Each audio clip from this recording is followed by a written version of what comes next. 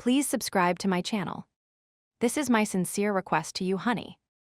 Have you ever been grounded at 30 years old? It was not for partying or a scandal, it was because I dared to tell my father not to sign a 19 billion contract. He confiscated my phone and my autonomy, thinking silence would break me. He has no idea I built a secret AI that sees every crack in his perfect empire. If you believe money solves family problems, you need to hear this. The real price is the truth. My name is Josephine Gray. I am 30 years old. I hold a Master of Business Administration from Wharton and a Master of Science in Data Systems from MIT. I can write code in 4 languages and read a balance sheet in 3 more. I understand the intricate, invisible circulatory system of global logistics better than the senators who regulate it, and certainly better than the bankers who finance it. And yet, exactly 45 minutes ago, my father sent me to my room. He did not say it with the heat of a parent scolding a teenager who missed curfew. There was no shouting. There was no red-faced loss of temper. That would have been too human for Wade Mercer. Instead, he delivered the command with the same terrifying Arctic calm he uses to liquidate subsidiaries or fire executives who have served him for 20 years. He stood behind his desk, a slab of black marble that costs more than the average American home, and he looked at me not as his daughter, but as a malfunctioning asset, a piece of software that had failed to execute simple command. Give it to me, he said. He held out a hand. It was a hand that had shaken presidents and prime ministers, a hand that had steered the Mercer Atlas Group from a regional trucking fleet into a global leviathan of logistics, data infrastructure, and automated security. I hesitated. Silence in the office was so heavy it felt pressurized, like being at the bottom of the ocean. The phone. Josephine, he said, his voice dropping an octave, and the laptop. Place them on the desk. I looked at Graham. My brother was standing by the floor-to-ceiling window, staring out at the Manhattan skyline as if he were posing for a magazine cover that wasn't being shot. Yet, that is Graham's default state. Ready for the camera, he is the crown prince of the Mercer Empire, 34 years old, jawline like a statue, hair perfectly swept back, and a soul that I am convinced was removed surgically when he was 12 to make room for more ambition. He took a sip of his scotch and didn't look at me. He let the silence stretch, enjoying the spectacle of my humiliation. I placed my phone on the cold marble, then I pulled my slim laptop from my bag and placed it on top. The sound of the aluminum casing hitting the stone echoed like a gunshot in the quiet room. You are confined to the penthouse until further notice, my father said. He didn't even look at the devices. He was looking at a point just above my left shoulder, erasing me from his direct line of sight. Security has been instructed to deny you exit. The elevators will not respond to your biometrics. You will not attend the gala. You will not speak to the press. You will not leave this building until you learn the definition of loyalty. Loyalty, I asked.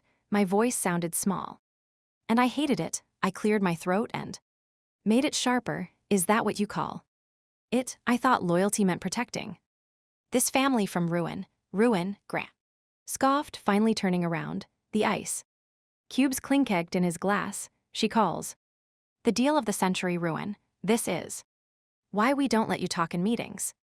Joe, you have a flair for the dramatic. That borders on hysteria. It is not hysteria, I said, my hands balling into fists at my sides. It is math. I showed you the models. The Greyhaven Port Nexus is a trap. The revenue projections assume a 300% increase in automated shipping volume within 6 months. That is a statistical impossibility. And the partner group, their liquidity is entirely leveraged against enough. Wade Mercer slammed his palm on the desk. It was the only crack in his armor. Single flash of the violence that lived beneath the tailored Italian suits. I did not build this empire by listening to the timid projections of a girl who has never closed a deal in her life. I built it on vision, on instinct. The Grey Haven deal is the future of Mercer. Atlas. It is $19 billion of infrastructure that will cement a legacy for the next 50 years, and you, he pointed a finger at me, a weapon loaded. With disappointment, you refuse to stand in the frame, you refuse to support your family. That was the crime. It wasn't embezzlement. It wasn't a drug scandal. It wasn't a leaked sex tape. My crime was that earlier this afternoon, during the preliminary press briefing for the $19 billion Grey Haven acquisition, I had refused to walk onto the stage. The photographers were there. The partners from the consortium were. They're smiling, their shark-like smiles. Graham was there looking like the golden heir, and Wade Mercer was waiting for his perfect family tableau. He needed the optics. The grieving widower, though. My mother is very much alive, just emotionally embalmed in her own wing of the house, and his two brilliant children, united in their support of his genius. But I had stayed in the green room. I had looked at the contract one last time, my stomach churning as the numbers danced before my eyes. I saw the hollow shell of the shell companies. I saw the debt structures that looked like support beams but were actually dynamite. I couldn't do it. I couldn't smile and clap for a funeral, so I stayed back, and when the press asked where Josephine was, the Mercer Atlas PR team had to scramble and lie, claiming I had taken ill to Wade Mercer. That was unforgivable. I had embarrassed him. I had cracked the image of the monolithic Mercer front. Go to your quarters, my father said, turning his back on me too. Look at the city he believed he owned. Think about your place in this world.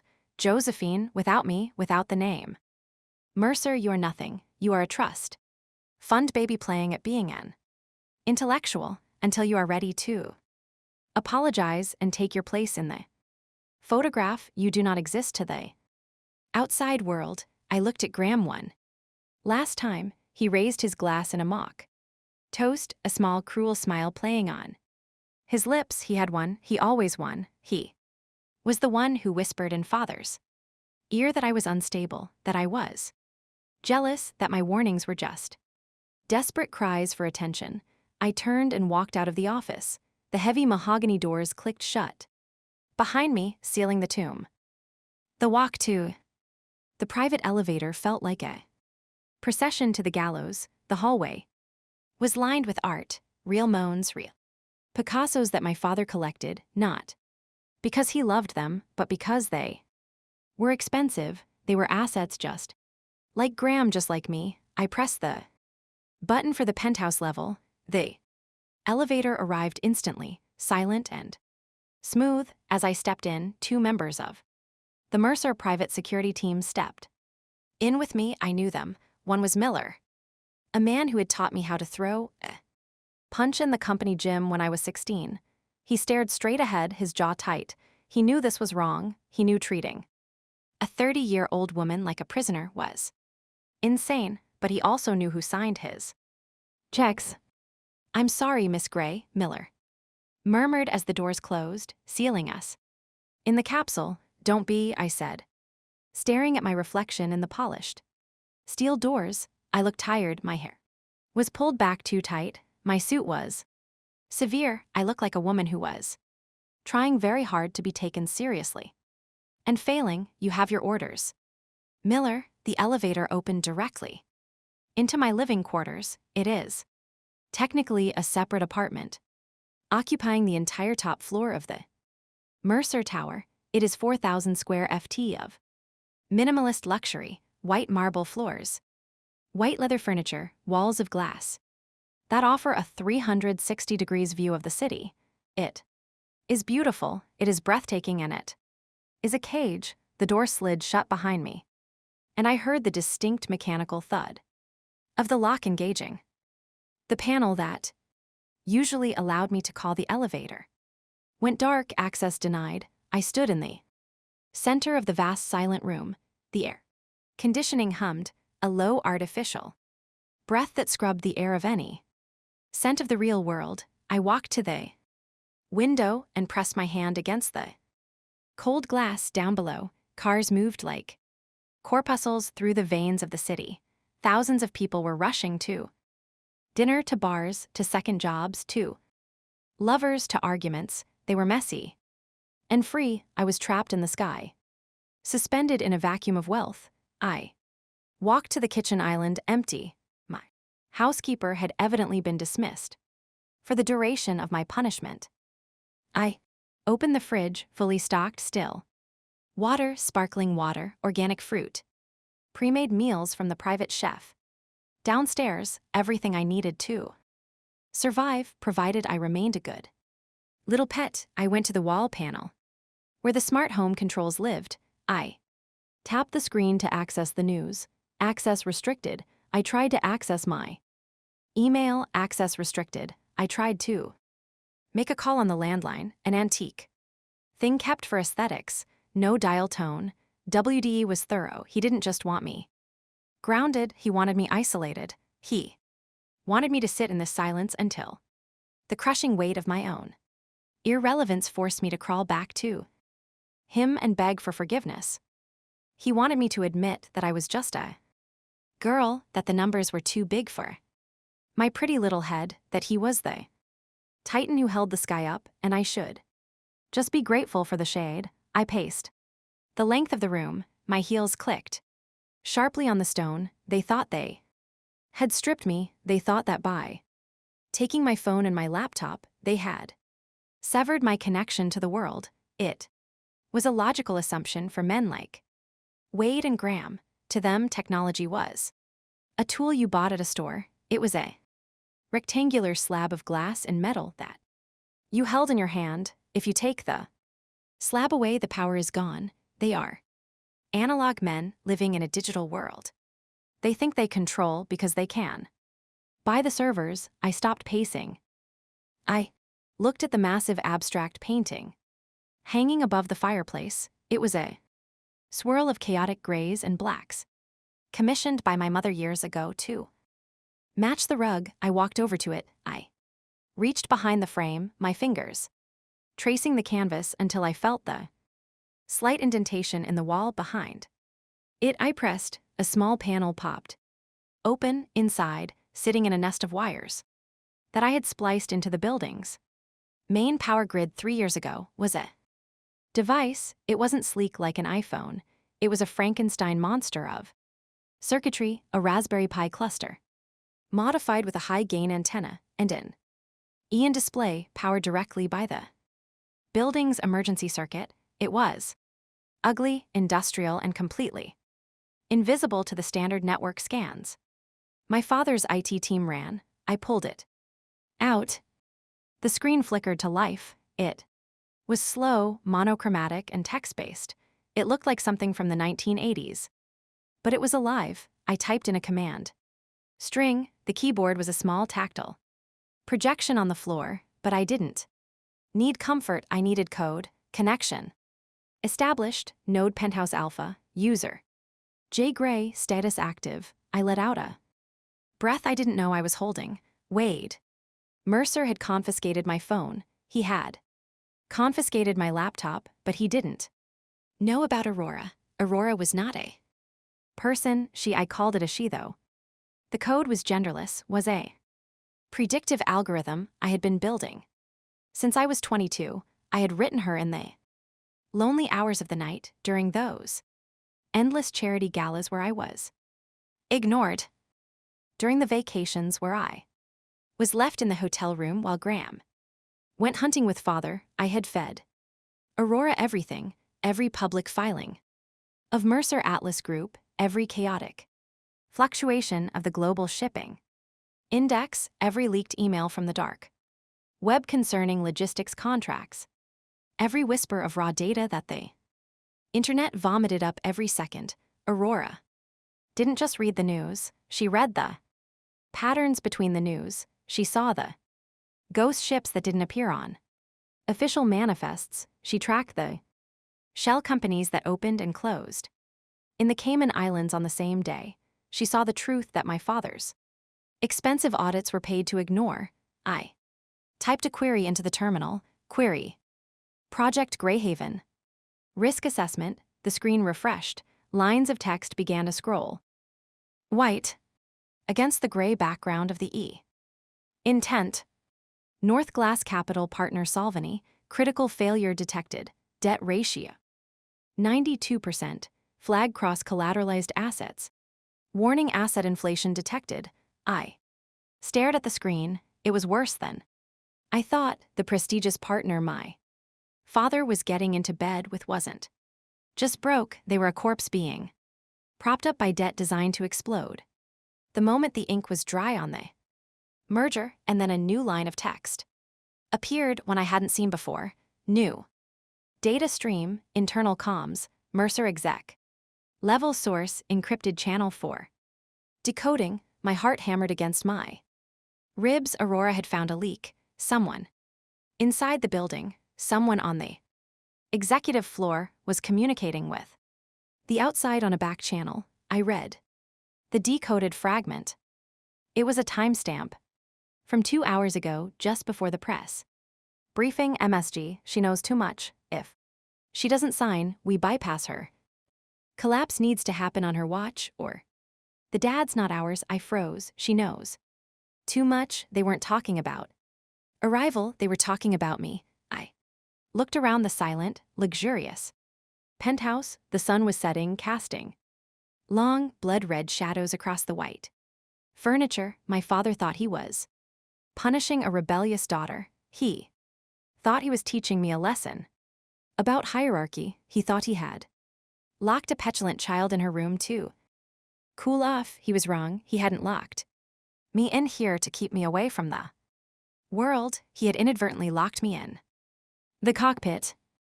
He had removed all the distractions, the dinners, the appearances, the noise, and left me alone with the one thing that could dismantle his entire reality. I sat down on the floor, the cold marble seeping through my skirt, the primitive hacking deck glowing in my hands. Okay, Dad, I whispered to the empty room. You want me to be a Mercer? You want me to play the game? I typed a new command. Aurora, initiate protocol. Dismantle, target Mercer C Atlas Group. The screen blinked once. Confirm this action is irreversible. I looked at the confirmation prompt. I thought about Graham's smirk. I thought about my father's cold, dismissive handwave. I thought about the $19 billion they were about to burn, dragging thousands of employees' pensions down with them. I didn't hesitate. Confirmed. W.D.E. Mercer had grounded me. He had taken away my freedom, but he had made a fatal calculation error. He thought power was about who sat in the biggest chair. He forgot that in the modern world, power belongs to the one who controls the flow of information. He locked the door, but he forgot to check the walls, and now the walls were about to start talking. The silence of the penthouse was not new to me. In fact, silence was the primary soundtrack of my childhood. People look at the photos, the society pages, the glossy spreads of the Mercer family skiing in Aspen or sailing off the coast of Capri, and they see a fairy tale. They see a golden boy and a golden girl raised in a world without friction. They do not see the invisible wires that held us in place, taut and ready to snap if we moved even an inch out of alignment. I learned to read a room before I learned to read a book. My education did not begin at the prestigious prep school where the tuition cost more than a luxury sedan. It began at the dinner table. Dinner was not a meal, it was a performance review. I remember being 7 years old. I was sitting at a mahogany table that was long enough to land a small aircraft on. My feet did not touch the floor. I was wearing a dress that scratched at my neck because comfort was irrelevant when compared to presentation. My French tutor had left a report on my father's desk earlier that afternoon. I had conjugated a verb incorrectly during our lesson. It was a small error, a slip of the tongue common for a second grader. Learning a second language, Wade Mercer did not yell, he never yelled, he simply sliced his steak with surgical precision and said that mediocrity was a disease. He told me that a Mercer does not make mistakes because a Mercer is not like other people. We are the standard. If the standard falters, the market loses. Confidence, I did not know what a market was at 7, but I knew that I had failed. Him, I knew that his love was not a baseline, it was a dividend paid out only when quarterly performance met expectations. My mother Marianne sat across from him. She was beautiful in the way porcelain doll is beautiful, flawless, painted and terrified of shattering. She had been an actress once, a rising star on the Broadway stage with a laugh that could fill a theater, but Wade Mercer had acquired her just as he acquired his shipping fleets and his data centers. He had polished her, renamed her, and placed her in the role of the perfect wife. She smiled through that entire dinner. She always smiled. It was her armor. I learned later that she drank a bottle of white wine every afternoon just to numb herself enough to get through the evening inspection. She taught me that survival meant silence. She taught me that if you made yourself small enough, beautiful enough, and quiet enough, the men might forget to be angry, but I was not good at being small. Graham was different. If I was the ornament, Graham was the weapon. He was 4 years older than me. And from the moment he could walk, he was being trained to rule. When he broke a vase or failed a test, it was treated as an excessive spirit, a sign of a dominant nature that just needed harnessing. When I failed, it was a defect. They sent him to leadership camps where he learned to give orders. They sent me to etiquette classes where I learned how to fold a napkin and how to listen to boring men speak without letting my eyes glaze over. You are the soft power, Josephine. My father told me on my 16th birthday. He had just gifted me a diamond necklace. That felt cold against my skin. Graham is the iron, you are the velvet glove.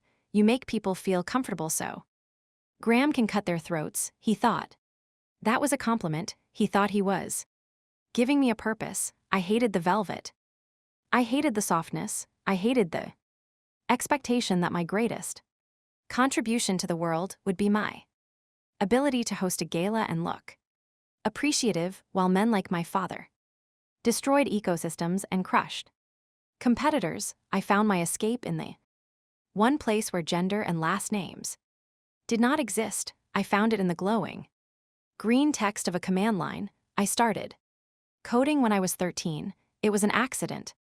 Really, I had stumbled upon a manual for basic programming in the library of one of our summer homes, a book left behind by some previous tenant. I opened it and felt a jolt of electricity. Here was a world that made sense. Here was a world where if followed then, where variables were constant unless you change them, where logic was king. In the real world, the rules changed constantly.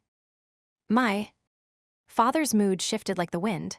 My mother's affection was dependent on her sobriety. Graham's kindness was a transactional currency, but in the code, 2 plus 2 always equaled 4. If the code failed, it was because I had made a mistake, not because the computer woke up in a bad mood. It was fair. It was the only fair thing in my life. I became obsessed. I spent my nights under the covers with a laptop I had bought with cash. I skimmed for my allowance. Learning Python, C++, and Java, I built firewalls. I broke into secure servers just to see if I could, leaving no trace behind but a digital ghost. I love the anonymity on the internet. I wasn't Josephine Mercer, the billionaire's daughter. I was just a mind. I was just user zero. When I graduated from college, top of my class, though my father only cared that I didn't trip on stage, I was given a position at Mercer Atlas Group. It was a vice president Title, it came with a corner office. 6 figure a salary, and absolutely no responsibility. I was a diversity hire in my own family's company. I attended board meetings, but I was not expected to speak. I was there to soften the image of the all-male board. I was there to be the modern face of the company for the annual report. I would sit there watching them make decisions based on ego and gut instinct, watching them ignore the data that was screaming at them from the spreadsheets. Let the men talk, sweetheart, a senior partner whispered to me once when I tried to point out a flaw in a supply chain projection. Graham had chuckled. My father had not even looked up from his notes. That was the day I decided to stop trying to be heard and start listening. That was the day I started building Aurora. I named her after the dawn because I knew she would eventually shed light on everything they tried to keep in the dark. I didn't build her on company servers. I built her on decentralized network of private servers. I rented under shell identities. I fed her everything. I wrote scrapers that pulled public maritime records, satellite weather data, labor union newsletters, and raw commodity prices. I taught her to look for correlations that human analysts missed, while my father and Graham were toasting each other with scotch, bragging about their intuition. Aurora was crunching 3 tab of data. Second, she became my secret weapon, and ironically, she became their savior. 2 years ago, there was a massive bottleneck in the rare earth mineral supply chain. The analysts at Mercer Atlas predicted it would clear up in 2 weeks. They advised my father to double down on inventory. Aurora saw something else. She saw a subtle shift in local political rhetoric in the mining region, correlated with a spike in obscure labor forum chatter. She predicted a 6-month strike. If my father had bought the inventory, the company would have been stuck with $2 billion of immovable assets. I couldn't tell him the truth. I couldn't say, my secret AI thinks you are wrong, so I manipulated the data packet that was sent to Graham. I adjusted the risk margins in the report he was about to present. I made it look like his idea to pull back. Graham presented the caution as his own brilliance. My father applauded his foresight. The strike happened exactly as Aurora predicted. Mercer Atlas saved hundreds of millions of dollars. Graham got a bonus that could have bought a small island, and I got silence. That was the deal I made with myself. I would let them have the glory. I would let them think they were geniuses. In exchange, I got to keep my secret. I got to keep the one thing that was truly mine. It was a lonely victory, but it felt safer than exposure. I was the ghost in the machine, patching the holes in the ship while the captain drank on the bridge. But the more Aurora learned, the more I began to see the cracks in the foundation. My father loves to tell the story of Mercer Atlas. It is the classic American myth. He started with one truck and a dream. He pulled himself up by his bootstraps. He outworked everyone. It is a story he tells at every gala, every shareholder meeting, every interview. It is the story that Graham has memorized and repeats like a catechism. We built this from dirt. Wade likes to say we owe nothing to anyone. Aurora does not care about myths.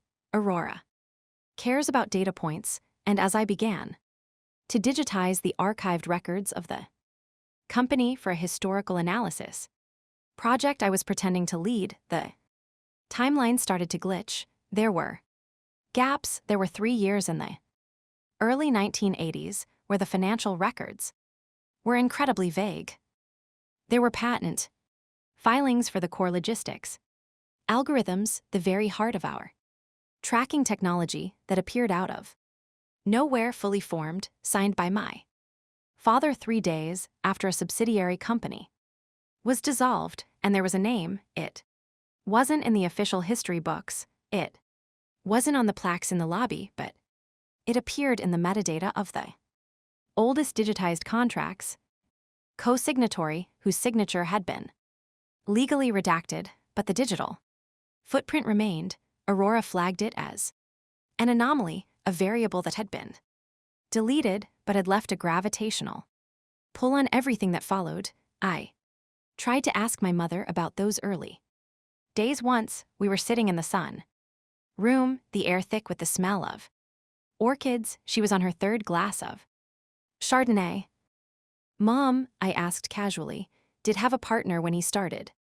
Before the big expansion in '85, her hand froze halfway to her mouth. The glass trembled just for a fraction of a second before she set it down with a sharp clink. The smile that practiced Mercer's smile wavered. Her eyes darted to the door, checking for Wade, checking for microphones, checking for ghosts. Your father built this company alone, Josephine, she said. Her voice was brittle like dry leaves. He has always been alone. That is what makes him great. Never ask that question again. She stood up and walked out of the room, leaving her wine unfinished.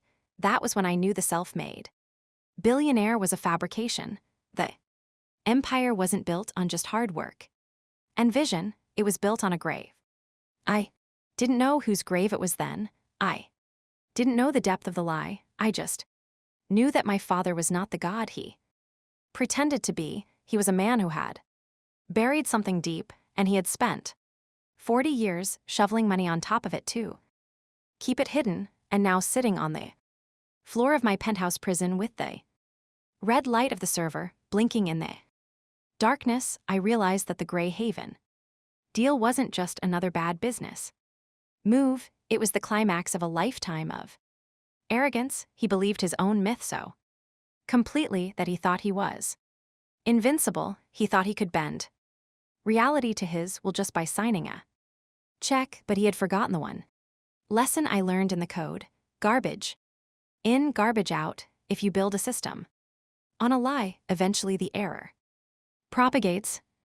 Eventually, the system crashes. I looked at the screen of my device. Aurora was waiting for the next command. The cursor blinked, a rhythmic heartbeat in the silence. My father had grounded me to teach me a lesson about power. He wanted me to understand that I was small, but as I looked at the cascading streams of data, the hidden debts, the leveraged lies, and the secret history of the Mercer Empire, I didn't feel small. I felt like the only adult in the room. The time for being the velvet glove was over. The time for saving them from themselves was over. I had spent my life trying to fit into their frame, trying to be the daughter they wanted, but they didn't want a daughter. They wanted a reflection.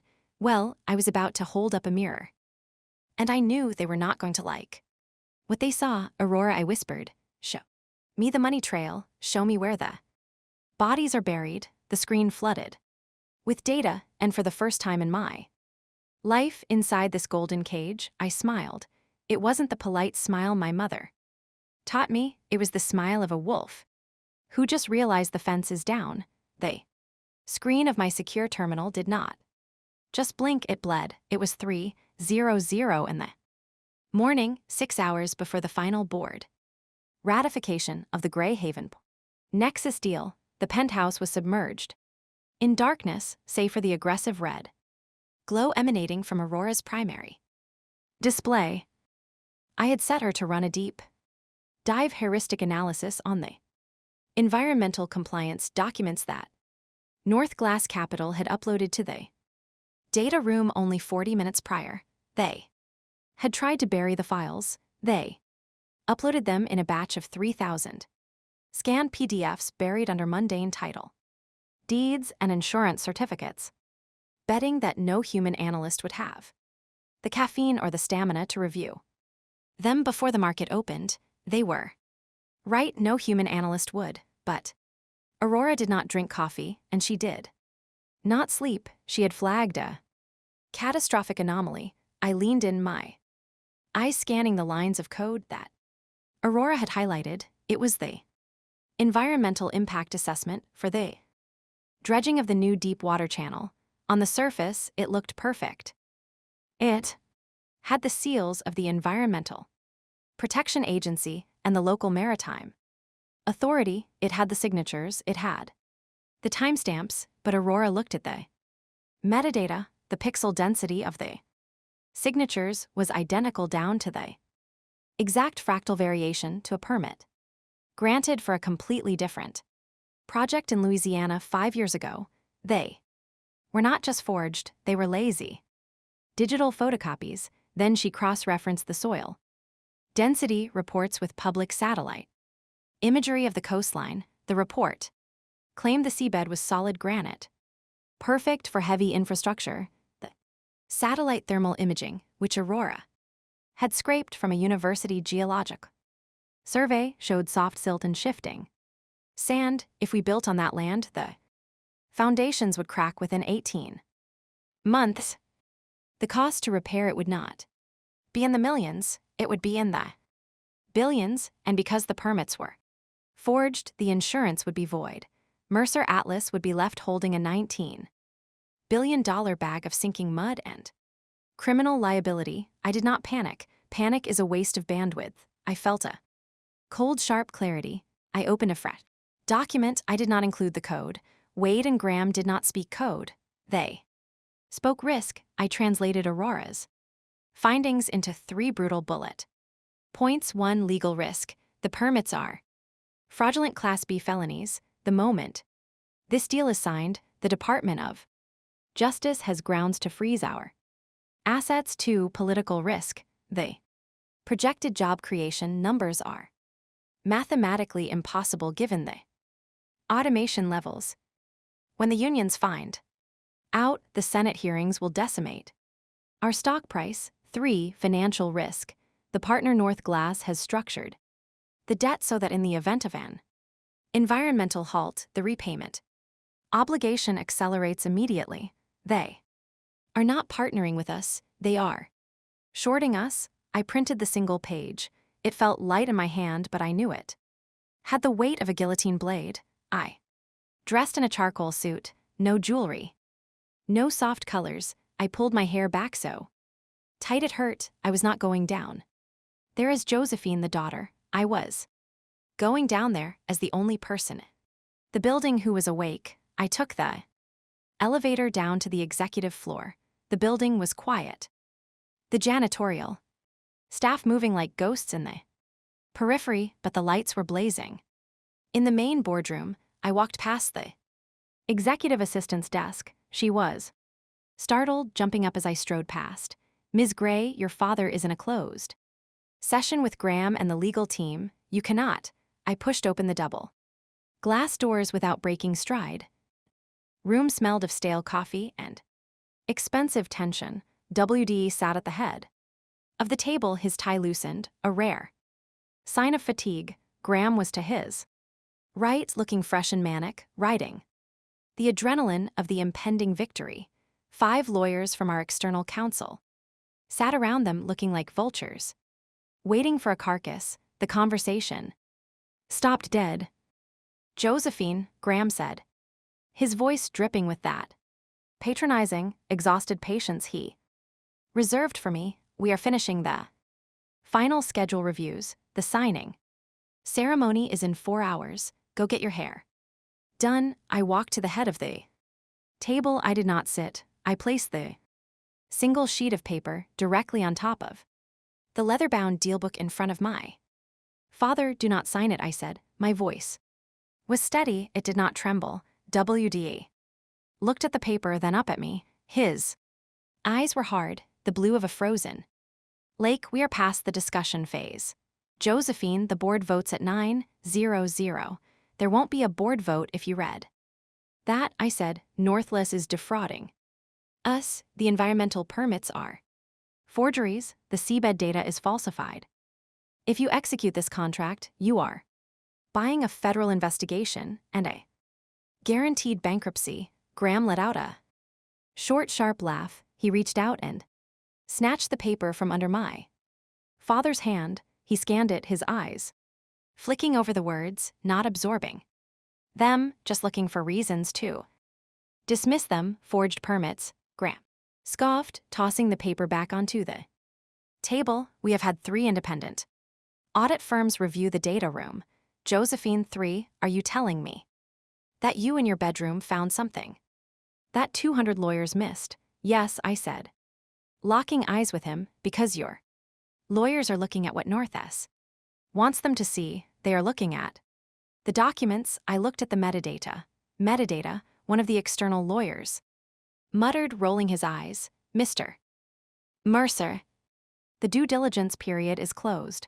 These are last-minute jitters. It happens with every mega merger. It is not jitters, I snapped, turning on the lawyer. It is forensic fact. The signatures on the EPA approval match. Document from a Louisiana dredging project in 2018. The probability of that happening naturally is 1 in 4 trillion. It is a cop-up job. A child could see it if they knew where to look. WD raised a hand. The room went silent. He looked at me, really looked at me for the first time since I entered. There was no warmth in his gaze, only a calculating assessment. Where did you get this? Josephine, he asked softly, you do not have access to the raw data room. Graham revoked your clearance last week to keep the team streamlined. I hesitated. I knew this was the ledge.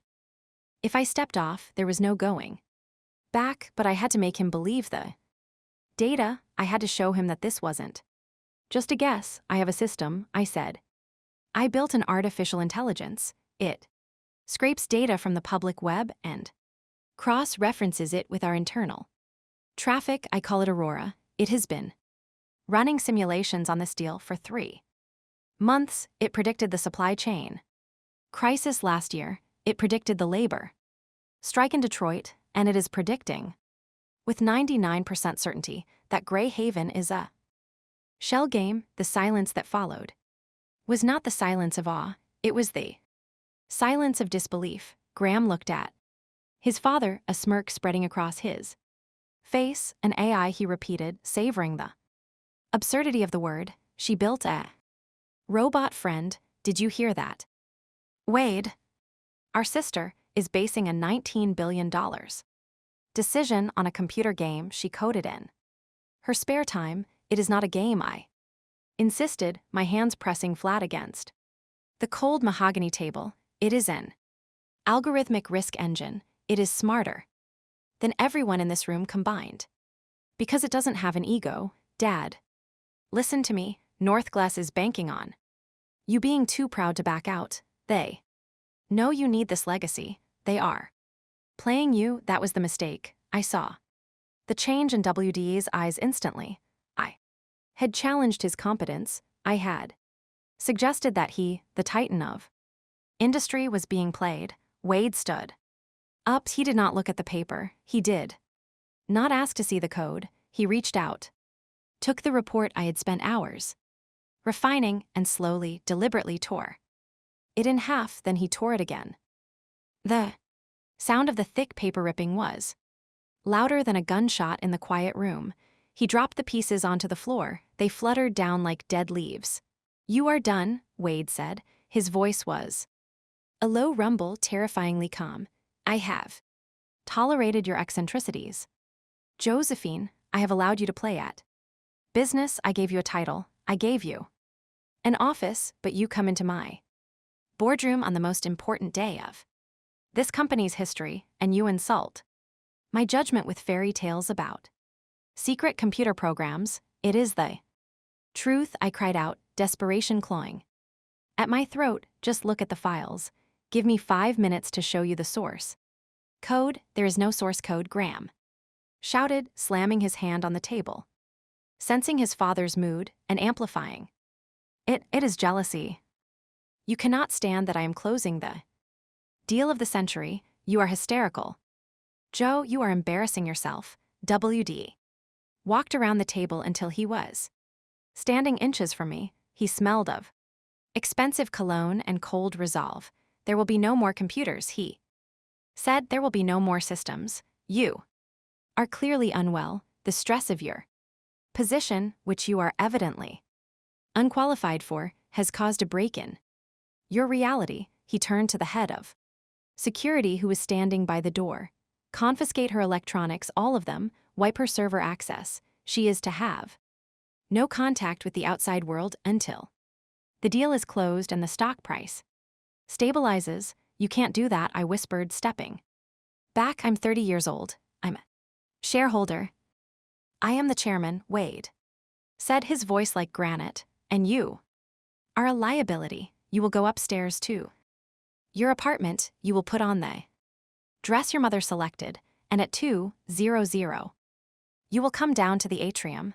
You will stand next to your brother. You will smile. You will clap when I sign the papers. You will be the supportive daughter, or I will have you declared mentally incompetent and stripped of your trust fund before the ink is dry. He leaned in closer, his voice dropping to a whisper that only I could hear. Do not test me, Josephine. I built this world. I can remove you from it. I looked at him. I looked at the man who I had spent my entire life trying to impress, and in that moment the illusion broke. I didn't see a genius. I didn't see a father. I saw a dinosaur.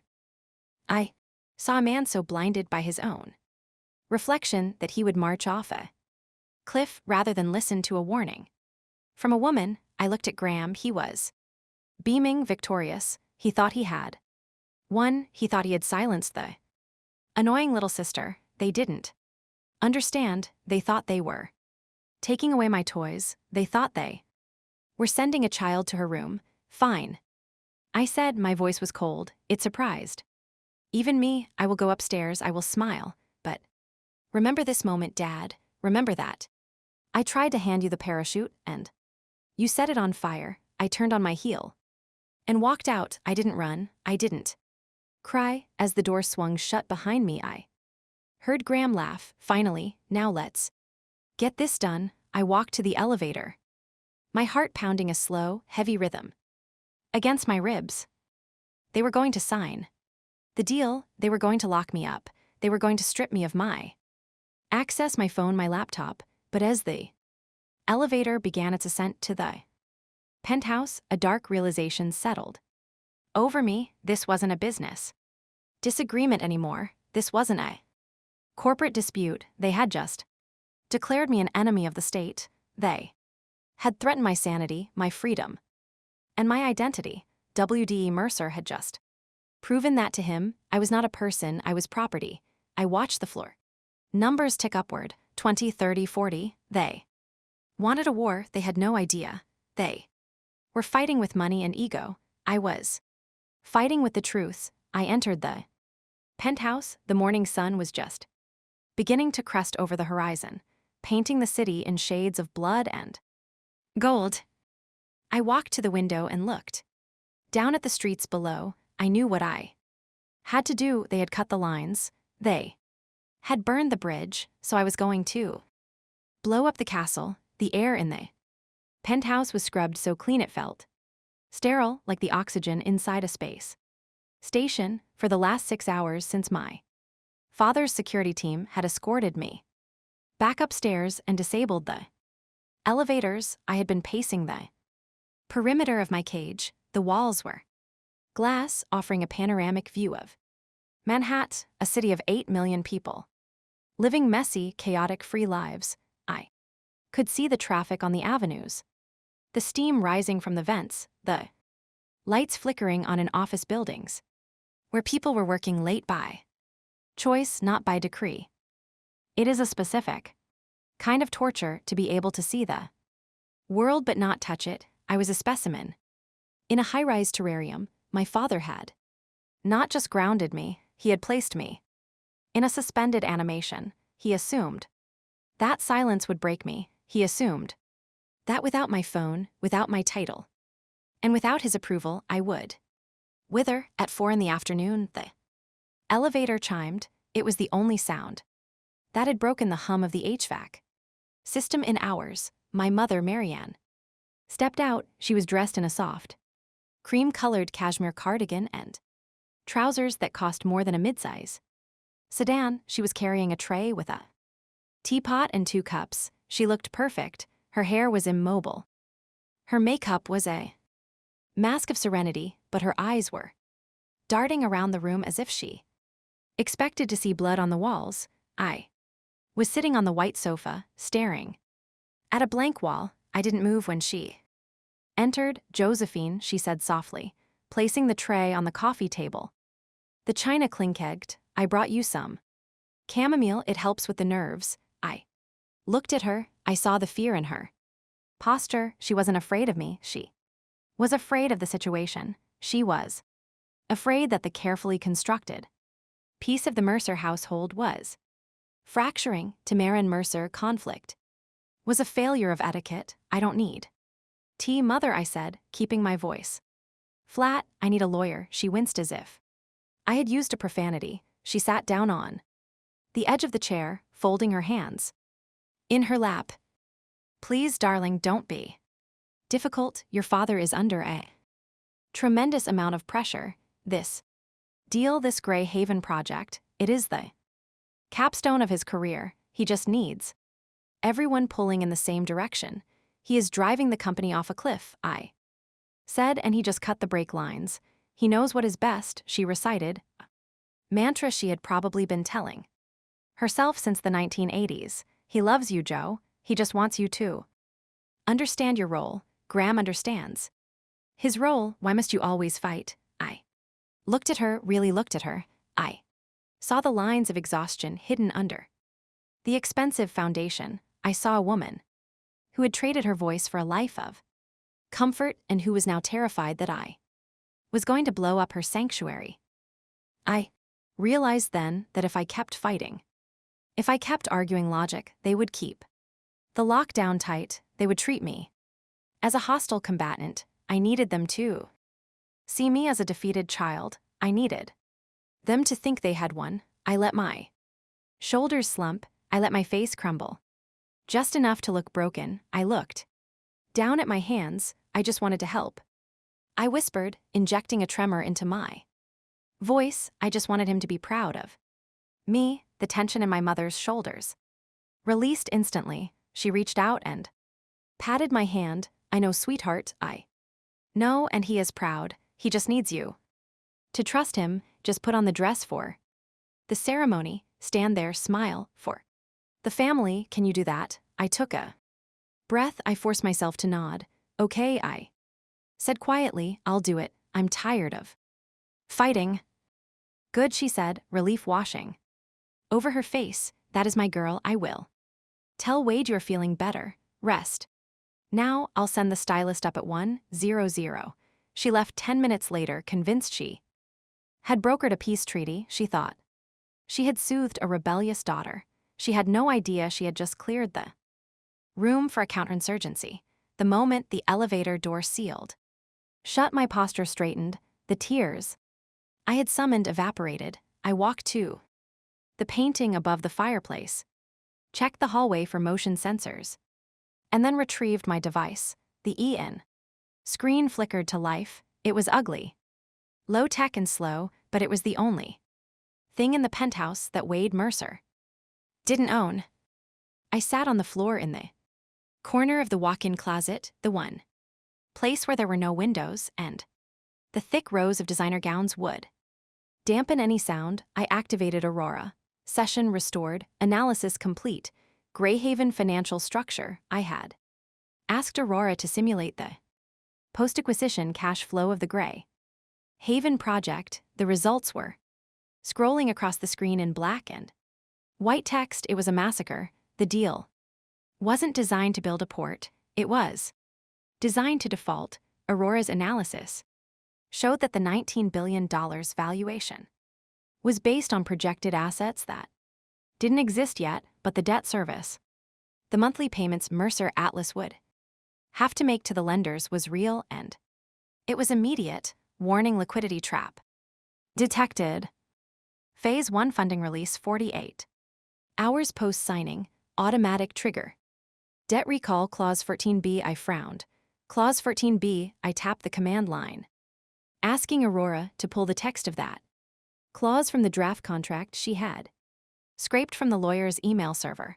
Clause 14B. In the event of an environmental audit failure, the lender. Reserves the right to accelerate full repayment of the principal, some within 30 days. It was a kill switch. North Glass Capital knew the environmental permits were fake. They knew an audit would fail. They had planted the fake permits, and they had written a clause that allowed them to demand all their money back the moment the fraud was discovered. Mercer Atlas would hand over $19 billion. The audit would fail. North Glass would demand the money back, but Mercer Atlas wouldn't have it anymore. It would be tied up in the acquisition. We would be insolvent. We would have to liquidate assets to pay them back, and who would be there to buy those assets?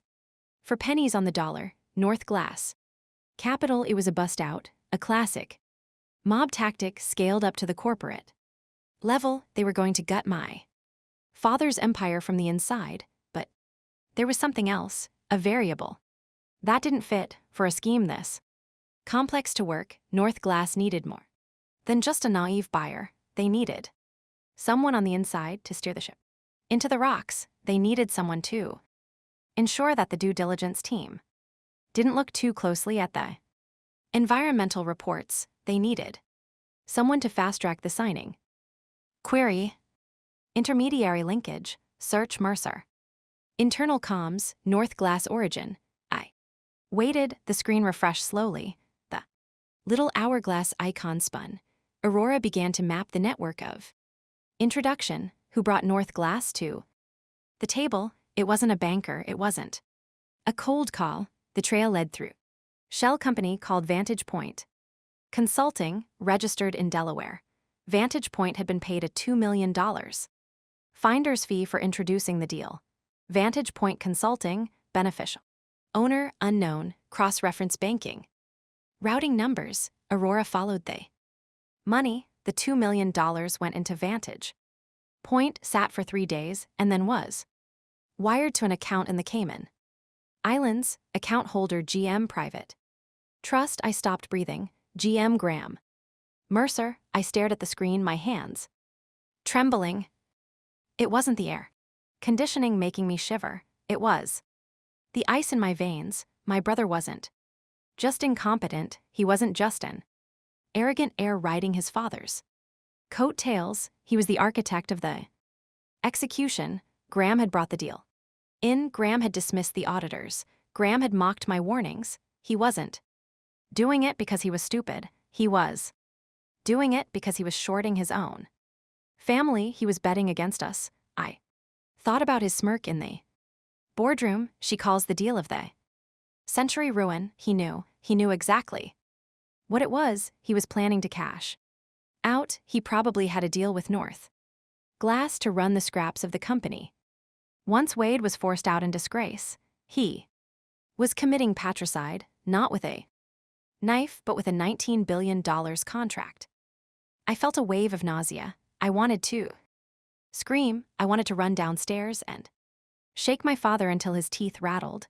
Your golden boy is Judas, but I couldn't. I was locked in, and even if I got out, WDA wouldn't believe me. He would think I forged the data. He would think I was jealous. Graham had spent 30 years building a fortress of trust with our father, while I had spent my time building algorithms. I closed my eyes and leaned my head back against the wall of the closet. The scale of the betrayal was paralyzing, but as the shock subsided, a new feeling took its place, a cold, hard resolve. I looked at the data again. I looked at the names of the subsidiaries that would be liquidated. First, if the company collapsed, the logistics division, the trucking fleet, the data entry centers. There were 40,000 employees in those divisions, people with mortgages, people with kids in college, people who didn't have trust funds or penthouses to retreat to. If Graham pulled this off, he would walk away with a golden parachute, and they would be left with nothing. I couldn't let the whole thing burn. If I detonated the bomb now, if I leaked everything indiscriminately, the stock would crash to zero and everyone would lose. I couldn't be like them. I couldn't treat people as collateral damage. I needed a Scalpel, not a sledgehammer, I typed it. New command into Aurora. Protocol update. Protect core assets, target executive. Level only, mission expose Graham. Mercer, I wasn't going to stop the deal, it was too late for that. The signing was in a few hours, I was going to let them sign it. I was going to let Graham walk into the trap he thought he had set for our father, but I was going to change the triggering mechanism. Instead of the company taking the fall, I was going to make sure the light shone directly on the man holding the match. I looked at the time on the corner of the Ian display. It was 5 a.m. I stood up, my legs were stiff. I hid the device back behind the painting. Securing the loose wires, I walked into the bathroom and splashed cold water on my face. I looked at my reflection in the mirror. The woman looking back at me wasn't the same person who had been sent to her room 12 hours ago. That woman had been a daughter seeking approval. This woman was a CEO in waiting. They wanted me to play a role. Fine, I would play the role. I would put on the dress. I would smile for the cameras. I would stand next to my brother and let him think he had won, because while he was watching the photographers, I would be watching the clock, and when the time was right, when the ink was dry and the trap was sprung, I wouldn't be the one crying for help. I would be the one holding the evidence. I walked out of the bathroom and into the sunrise flooded living room. The city below was waking up. The game was about to begin. And for the first time in my life, I wasn't playing by the Mercer rules. I was playing by mine. I sat on the floor of the walk-in closet, surrounded by the quiet hum of the ventilation system. The digital clock on the wall read 6 in the morning. The signing ceremony was scheduled for 2 in the afternoon. I had 8 hours to construct a trap that would snap the neck of a 19 billion fraud without bringing the entire Mercer house down on top of the innocent people living inside it. I needed liquidity. Real untraceable liquidity. My personal accounts were monitored by the family office, and my corporate cards were likely already frozen by Graham's order. But Graham, for all his business degrees, lacked imagination. He assumed that because I was a Mercer, I only existed within the Mercer ecosystem. He did not know about Marble Finch LLC. It was a boring little company I had registered 5 years ago in Nevada. It had no employees, no office, and no product. It was a holding company for the dividends I had quietly siphoned off from my trust fund before they hit the main ledger. Small amounts, fraction of percentages that I had reinvested in high-yield bonds and boring municipal debt. To my father, it was rounding errors. To me, it was a war chest. I pulled up the Marble Finch accounts on my Ian device. $4 million in liquid cash. It was nothing compared to the billions my father played with, but it was enough to buy the 2 things I needed most: silence and legal aggression. Aurora, I typed. Map the breaking points. The screen refreshed. Aurora did not give me a list. She gave me a web. It was a visual representation of the Mercer Atlas structural integrity. It looked like a bridge with cracks in the support pylons. The central pillar was the Gray Haven deal. If that deal went through, the debt load would increase by 400%.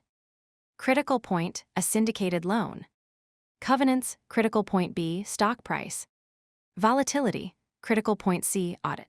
Certification, I stared at the glowing text. These were the 3 levers. The banks had lent us money based on the assumption that our stock price would stay above $80 a share. If the stock dropped below $60 for 3 consecutive days, the loans would be called. That meant the banks could demand immediate repayment of the entire principal.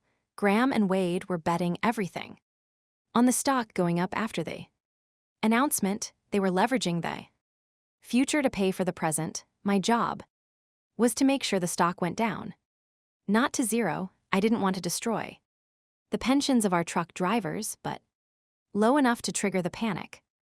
Low enough to force the board to wake up and see the rot. I needed to execute a three-pronged attack. First, the banks. The lead underwriter for the deal was Sovereign Trust, their chief risk officer was a man named Elias Thorne. He was a conservative, old-school banker who hated volatility. He only signed off on this deal because he believed the environmental reports were solid. I couldn't email him directly. My name would be flagged by his secretary and Graham would be notified. I instructed Aurora to compile a data packet. It wasn't a rant, it wasn't a plea for help, it was just raw data. I had Aurora aggregate the publicly available satellite thermal imaging of the Gray Haven port site and overlay it with the geological surveys from the last 10 years. The result was undeniable. The heat signatures showed active soil erosion where the report claimed there was solid bedrock. I didn't need to say fraud, the picture screamed it. Send to Elias Thorne via secure relay. I typed subject line, unsolicited risk analysis. Public domain data. I hit enter. The packet was routed through 3 servers in 3 different countries before landing in his inbox. It looked like a tip from a concerned analyst, not a sabotage attempt by a daughter. Thorne would read it. Paranoia was his job, and once he saw the discrepancy, he would make a phone call to my father's CFO. That would chill the champagne before it was even poured. Second, the market reputation. I needed the story to break exactly as the ink was drying. If the news hit too early, they would cancel the signing and Graham would have time to spin a new lie. If it hit too late, the money would already be transferred to North Glass and we would be dead.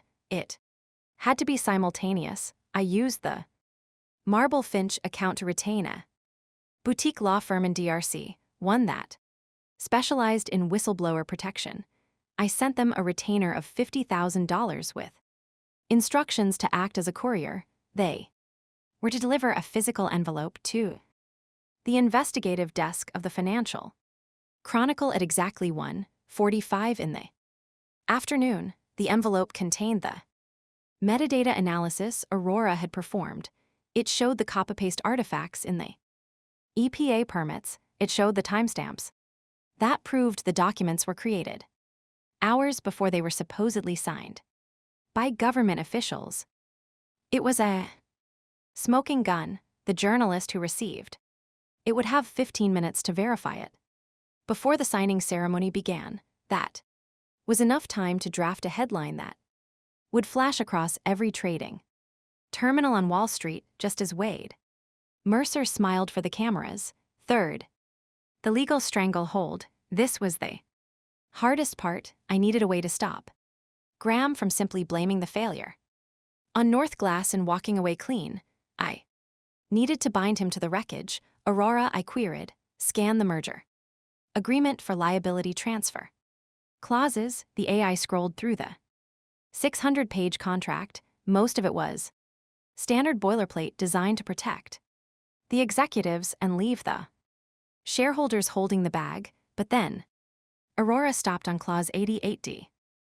It was a material adverse change clause inserted by North Glass's lawyers. It stated that in the event of a regulatory halt, the acquiring entity, Mercer Atlas, would be liable for a breakup fee of $2 billion, payable immediately. But there was a subsection, a tiny overlooked paragraph, subsection 2, in the event that the regulatory halt is caused by internal negligence or failure to disclose material facts by the acquiring officers, the liability for the breakup fee pierces the corporate veil and attaches to the signatories of the due diligence completion certificate.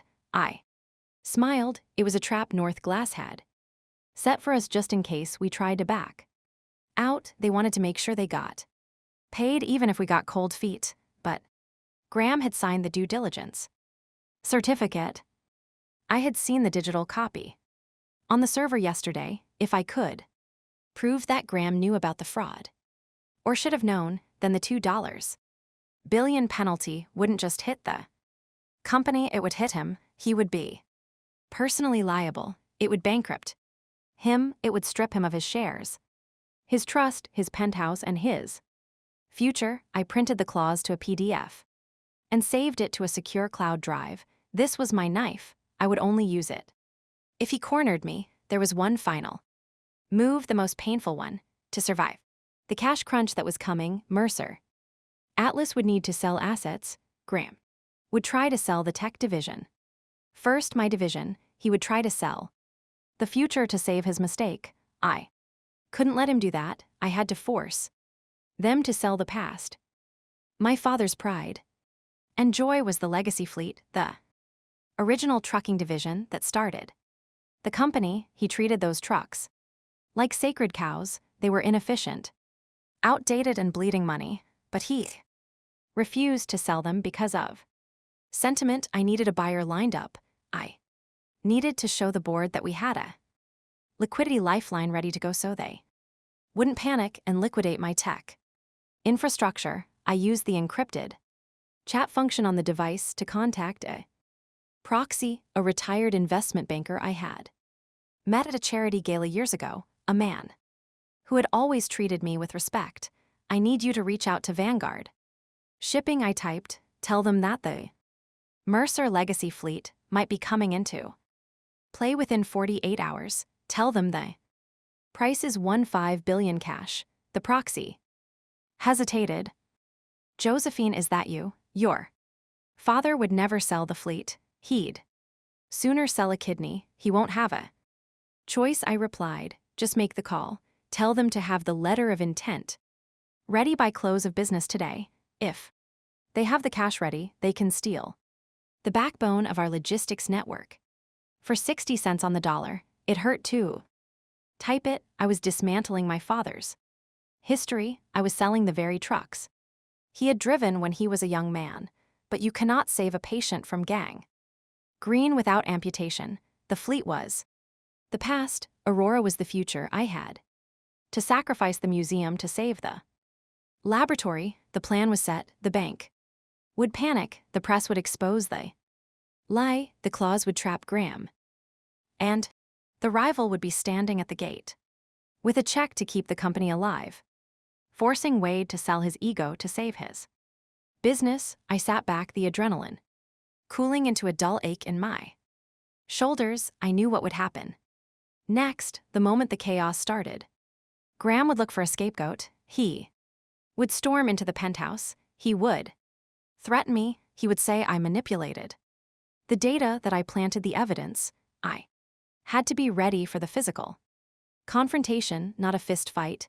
Graham was a coward, but an intimidation tactic. I went to the smart home control panel on the wall. I couldn't access the internet, but I could access the internal building diagnostics. I accessed the security camera feed for the penthouse. I set it to local record mode, bypassing the central server that Miller controlled.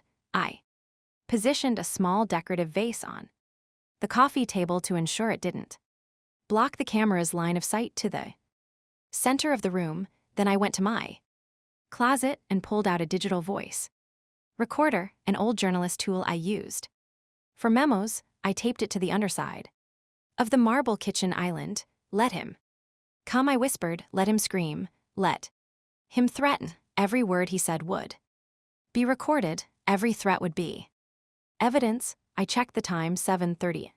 The morning. My mother would be waking up soon. The stylist would be arriving in a few hours to paint my face and lacquer my hair into a helmet of obedience. They wanted a doll. They wanted a prop to stand on stage and clap for the destruction of the family name. I stood up and walked to the window. The city looked different now. Yesterday it had looked like a party I wasn't invited to. Today it looked like a chessboard. I wasn't trapped anymore. The door was still locked. The elevator was still disabled, and the security guards were still outside, but my mind had already left the building. I had placed the Charges on the structural beams of their reality, all that was left to do was wait for the clock to strike 2 and watch the gravity do its work. They thought freedom was about walking out the front door. I knew better now. Freedom wasn't about where you could go, it was about what you could control. And by the time the sun set today, Wade Mercer would realize that while he owned the building, I owned the foundation. The grand ballroom of the Mercer Plaza was not designed for parties, it was designed for coronations. The ceiling soared 50 feet above us, hung with chandeliers that dripped crystal like frozen tears. The air was cold, recycled, and smelled intensely of white lees and ambition. 300 of the most powerful people in New York had gathered here to witness the signing of the Gray Haven Port Nexus deal. They were here to kiss the ring. They were here to drink vintage champagne that cost more than a teacher's annual salary, and to tell my father that he was a visionary. I stood by the heavy velvet curtains near the service entrance, watching the spectacle.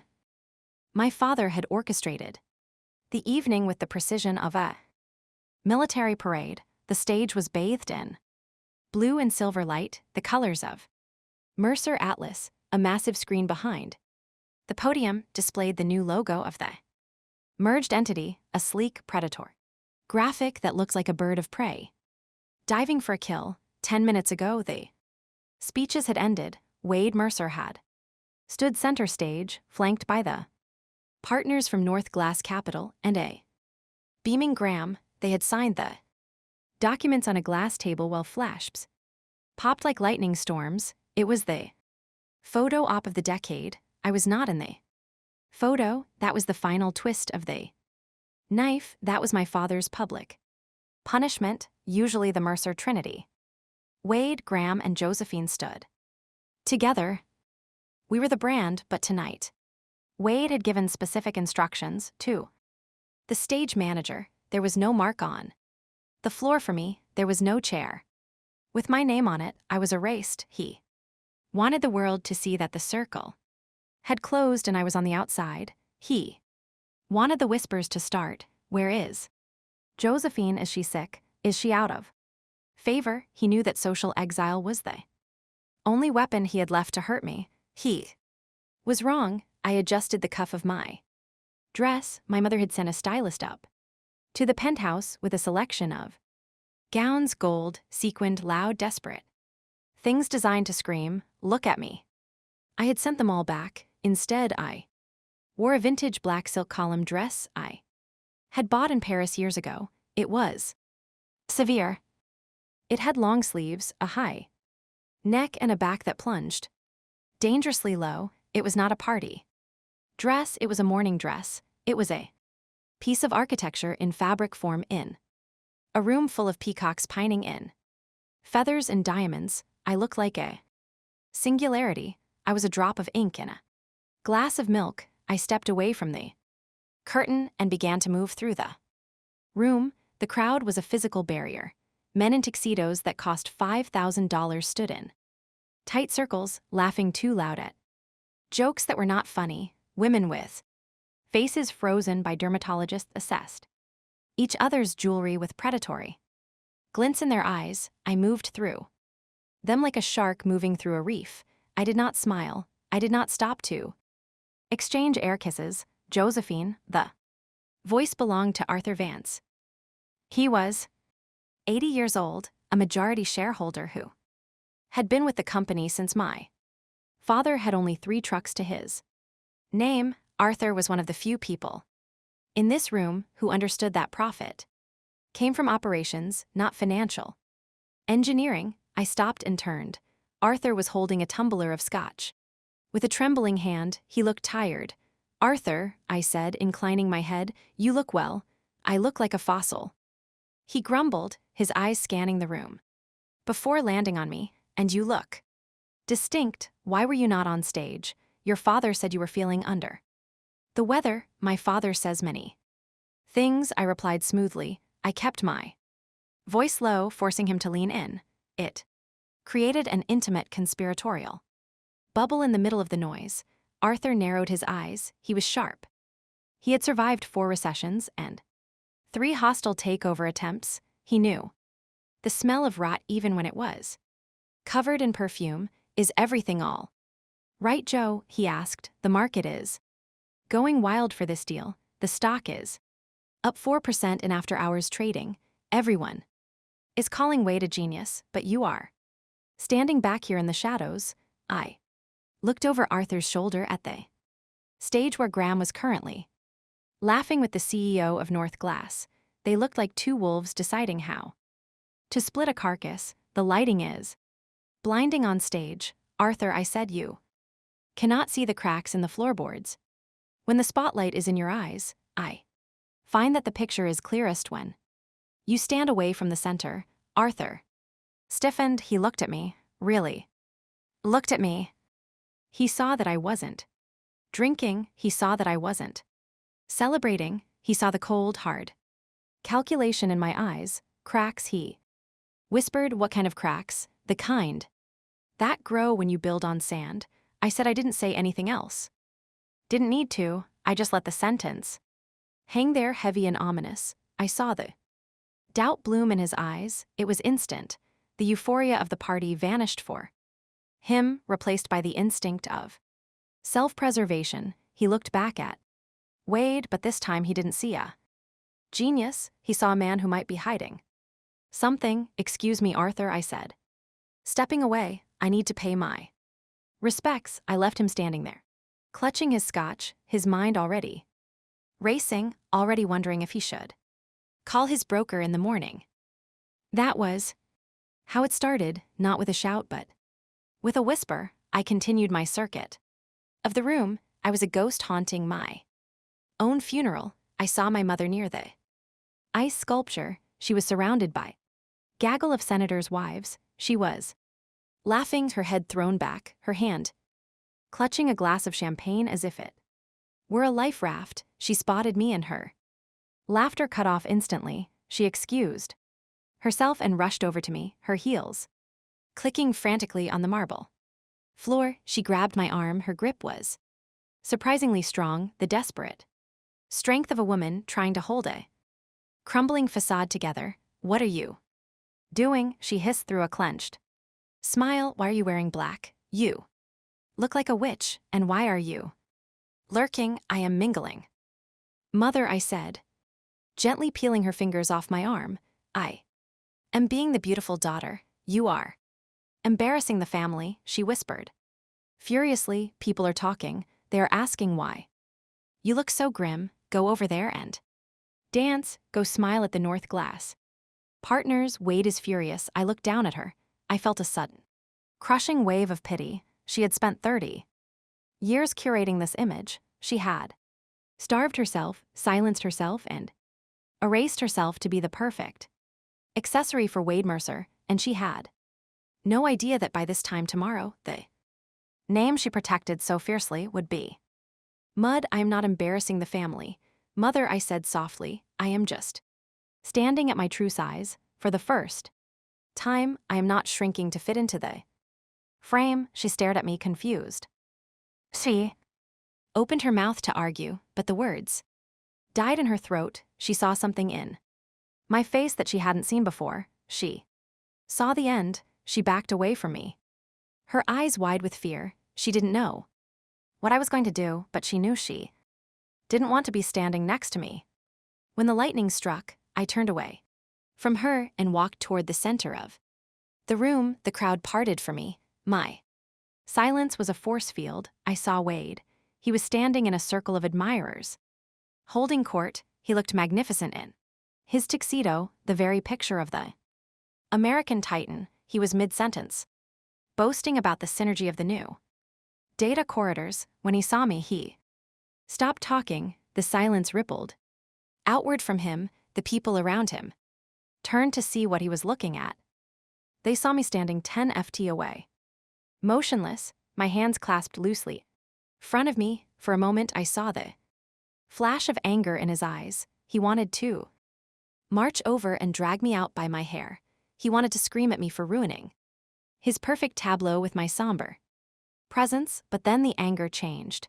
W.D. Mercer is a predator and predators recognize when the dynamic of the hunt has shifted. He looked at my face. He expected to see defiance or tears or the petulant rebellion of a child who had been grounded. He saw none of that. He saw calm. He saw the absolute terrifying serenity of someone who has already pulled the trigger and is just waiting for the bullet to land. For the first time in my life, my father looked at me. And he was not disappointed. He was not angry. He was unsettled. A flicker of doubt crossed his face. It was microscopic, but I saw it. He wondered just for a second if he had missed something. I didn't say a word. I just nodded to him, a small polite nod. It was a gesture of farewell. Graham appeared at his side. He was flushed with alcohol and victory. He wrapped an arm around our father's shoulder, grinning like a schoolboy who had just won the championship. There she is, Graham called out, his voice a little too loud, a little too slurred.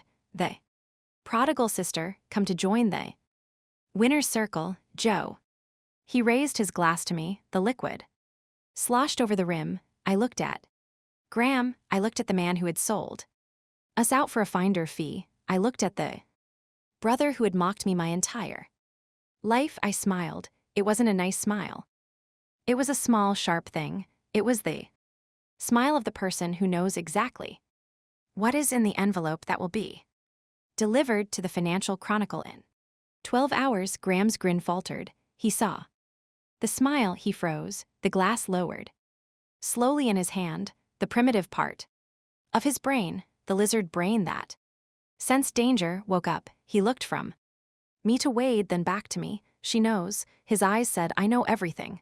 My eyes answered. The tension between us was a physical wire, pulled so tight it was humming. The people around us sensed it. The laughter died down. The air grew heavy. I had done what I came to do. I had planted the seed of doubt in the shareholders. I had shown my face so they couldn't say I was hiding, and I had let Graham know that his victory was a hallucination.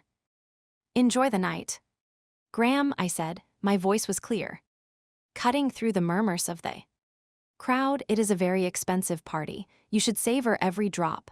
I turned my back on them. It was the ultimate act of disrespect in the Mercer world. You do not turn your back on the king, but I did. I walked toward the exit. The click of my heels on the marble was steady. Rhythmic tick-tock, tick-tock. I could feel their eyes on my back. I could feel WD's confusion and Graham's rising panic. I could feel the curiosity of the 300 guests who were wondering why the daughter of the house was walking out of her own celebration like she was leaving a crime scene. I reached the heavy double doors. The doorman, a man named Henry, who had worked here for 20 years, scrambled to open them for me. Leaving so soon, Miss Gray? He asked, surprised. The cake hasn't even been cut. I stepped out into the cool, quiet hallway. The noise of the party, the clinking glass, the laughter, the music was instantly muffled as the doors swung shut behind me. It sounded distant, like a radio playing in another room. I'm afraid I have an early morning, Henry, I said, pulling my wrap around my shoulders. Big changes are coming. I walked down the long corridor toward the elevators. I didn't look back. I had placed the weights on the scale. The data was in the inbox of the bank's risk officer. The whistleblower package was in the safe of the courier service, ready for the morning run. The trap for Graham was baited. I stepped into the elevator and pressed the button for the penthouse. Gravity is a constant. You can ignore it. You can pretend it doesn't apply to you because you are rich and powerful. You can build towers that scrape the sky and pretend you have conquered the earth, but eventually, if the foundation is rotten, gravity always wins. I leaned my head back against the cool metal wall of the elevator as it began to rise. I closed my eyes, let them drink their champagne, let them toast their billions. Tomorrow, The bill would come due, and I would be the only one with enough currency to pay. The signing ceremony took place in the atrium of the Mercer Atlas headquarters. It is a cathedral of capitalism, soaring glass void designed to make human beings feel small and money feel infinite. I was there, but not really. My father had allowed me to attend on the condition that I remain in the executive observation suite on the mezzanine level. It was a glass box, floating 20 ft above the main floor. Soundproofed and detached, you can watch, Wade had told me that morning. His voice clipped and final, but you will not speak, you will not mingle, you will witness the future of this family. And you will learn to appreciate it, so. I stood behind the glass, looking down. Like a gargoyle on a cathedral ledge. Below me, the floor was a sea of dark suits and forced smiles. The press pen was packed tight, a phalanx of lenses trained on the long table in the center of the room. Wade sat in the middle, looking every inch the emperor. To his right sat the CEO of North Glass Capital, a man named Sterling who had the predatory grace of a shark in a tailored suit. To WD's left was Graham. My brother looked radiant. He was vibrating with energy, leaning in to whisper something to our father, laughing at Sterling's jokes. From up here, he looked like the perfect heir. He looked like a man who had just pulled off the coup of the century. I looked at the clock on the wall of the suite. It was 1:59 in the afternoon. Go ahead, Graham, I whispered to the empty room. Pick up the pen. Down below, as if obeying my command, Graham reached for the platinum fountain pen lying on the velvet blotter. He uncapped it. Flashbulbs erupted in a blinding stroboscopic wave. Wade signed first, then Sterling, then Graham. They stood up. They shook hands. They held the leather-bound contracts up for the cameras. The applause from the gathered executives and bankers was thunderous, though up here behind the soundproof glass, it was just a dull rhythmic thudding. It was done. The $19 billion noose was officially around the neck of Mercer Atlas. I turned away from the window and walked to the small wet bar in the corner of the suite. I poured myself a glass of sparkling water. I did not drink alcohol. I needed my hands to be steady. At exactly 2:00, the automated scripts I had queued up on the remote servers executed. I didn't need to press a button. I didn't need a laptop. The fuse had been lit hours ago. The flame had just reached the powder. The first packet of data hit the inbox of Elia's Thorn at Sovereign Trust. It contained the high-resolution thermal imaging of the port site, proving the ground was unstable silt, not bedrock. The second packet went to the investigative desk of the Financial Chronicle. It contained the metadata analysis of the forged EPA permits. The third packet was a silent ping to the Securities and Exchange Commission's automated tip line flagging a suspicious routing number connected to the North Glass debt structure. I took a sip of water and turned back to the window. For the first 3 minutes, nothing happened. The applause died down. Waiters began to circulate with trays of champagne. Wade was beaming, clapping Sterling on the back. Graham was checking his reflection in a window, adjusting his tie. Then I saw it.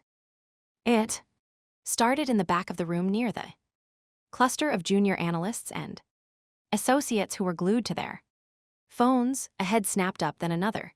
A whisper passed between two men in gray suits. They looked at their screens, then looked at the stage, then looked back at their screens with expressions of pure confusion. The vibration of a single phone is silent. The vibration of 200 phones receiving urgent market alerts simultaneously creates a sound. It is a low insect-like hum, a frequency of panic that cuts through the air. I watched the ripple move through the crowd. It moved from the back to the front like a wave of cold water. Smiles faltered. Conversations stopped mid-sentence. People began to reach into their pockets, pulling out their Devices refreshing their feeds. Down on the floor, the stock ticker on the giant wall screen was green. It showed Mercer. Atlas up 3%, but the phone's in there. Hands were telling a different story. I saw the chief financial officer, a man named Marcus, who had known me since I was a baby, pull his phone out. He stared at it, his face went pale, draining of blood so fast it looked like he might faint. He looked up at Wade. He didn't smile. He started walking toward the stage, pushing through the crowd with an urgency that was entirely inappropriate for a celebration. WD saw him coming. I saw my father's brow furrow. He leaned down to hear what Marcus was whispering. I couldn't hear the words, but I could read the body language. Deny it. It is a rumor. It is impossible. Wade straightened up. He forced a smile back onto his face.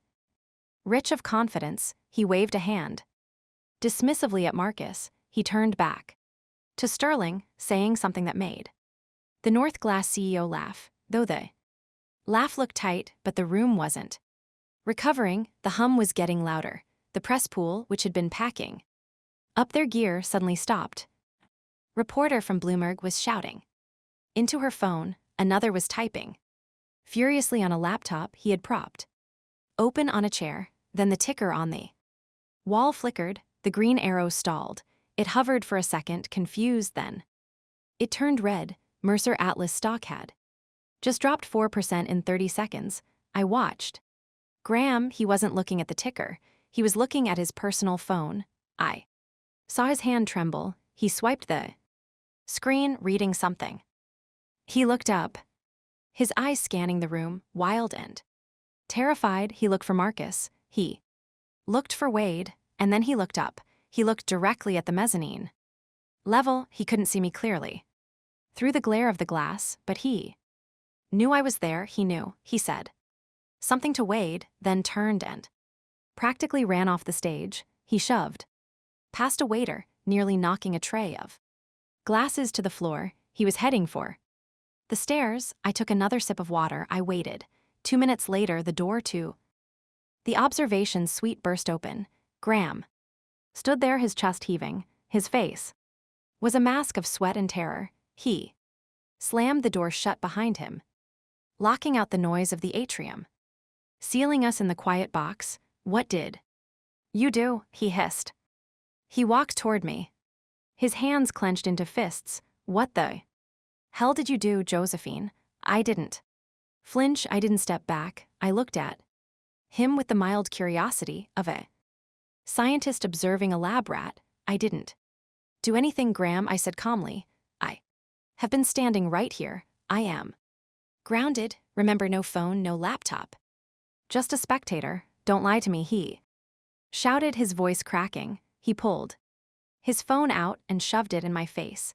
It was a news alert from the Financial Chronicle. The headline was in bold, black letters, breaking: Mercer Atlas deal built on sand, leaked documents allege massive permit fraud in Grey Haven acquisition. This dropped 5 minutes ago. Graham spat. They have the metadata, Joe. They have the signature analysis. Only one person in the world looks at that kind of boring garbage. That is a very serious accusation, I said, setting my glass down on the table, especially since you signed the due diligence certificate. Didn't you check the metadata, Graham, or were you too busy spending the finder fee? The color vanished from his face completely. He stopped moving. He looked like he had been punched in the gut. What? He whispered. Vantage Point Consulting, I said. I let the name hang in the air.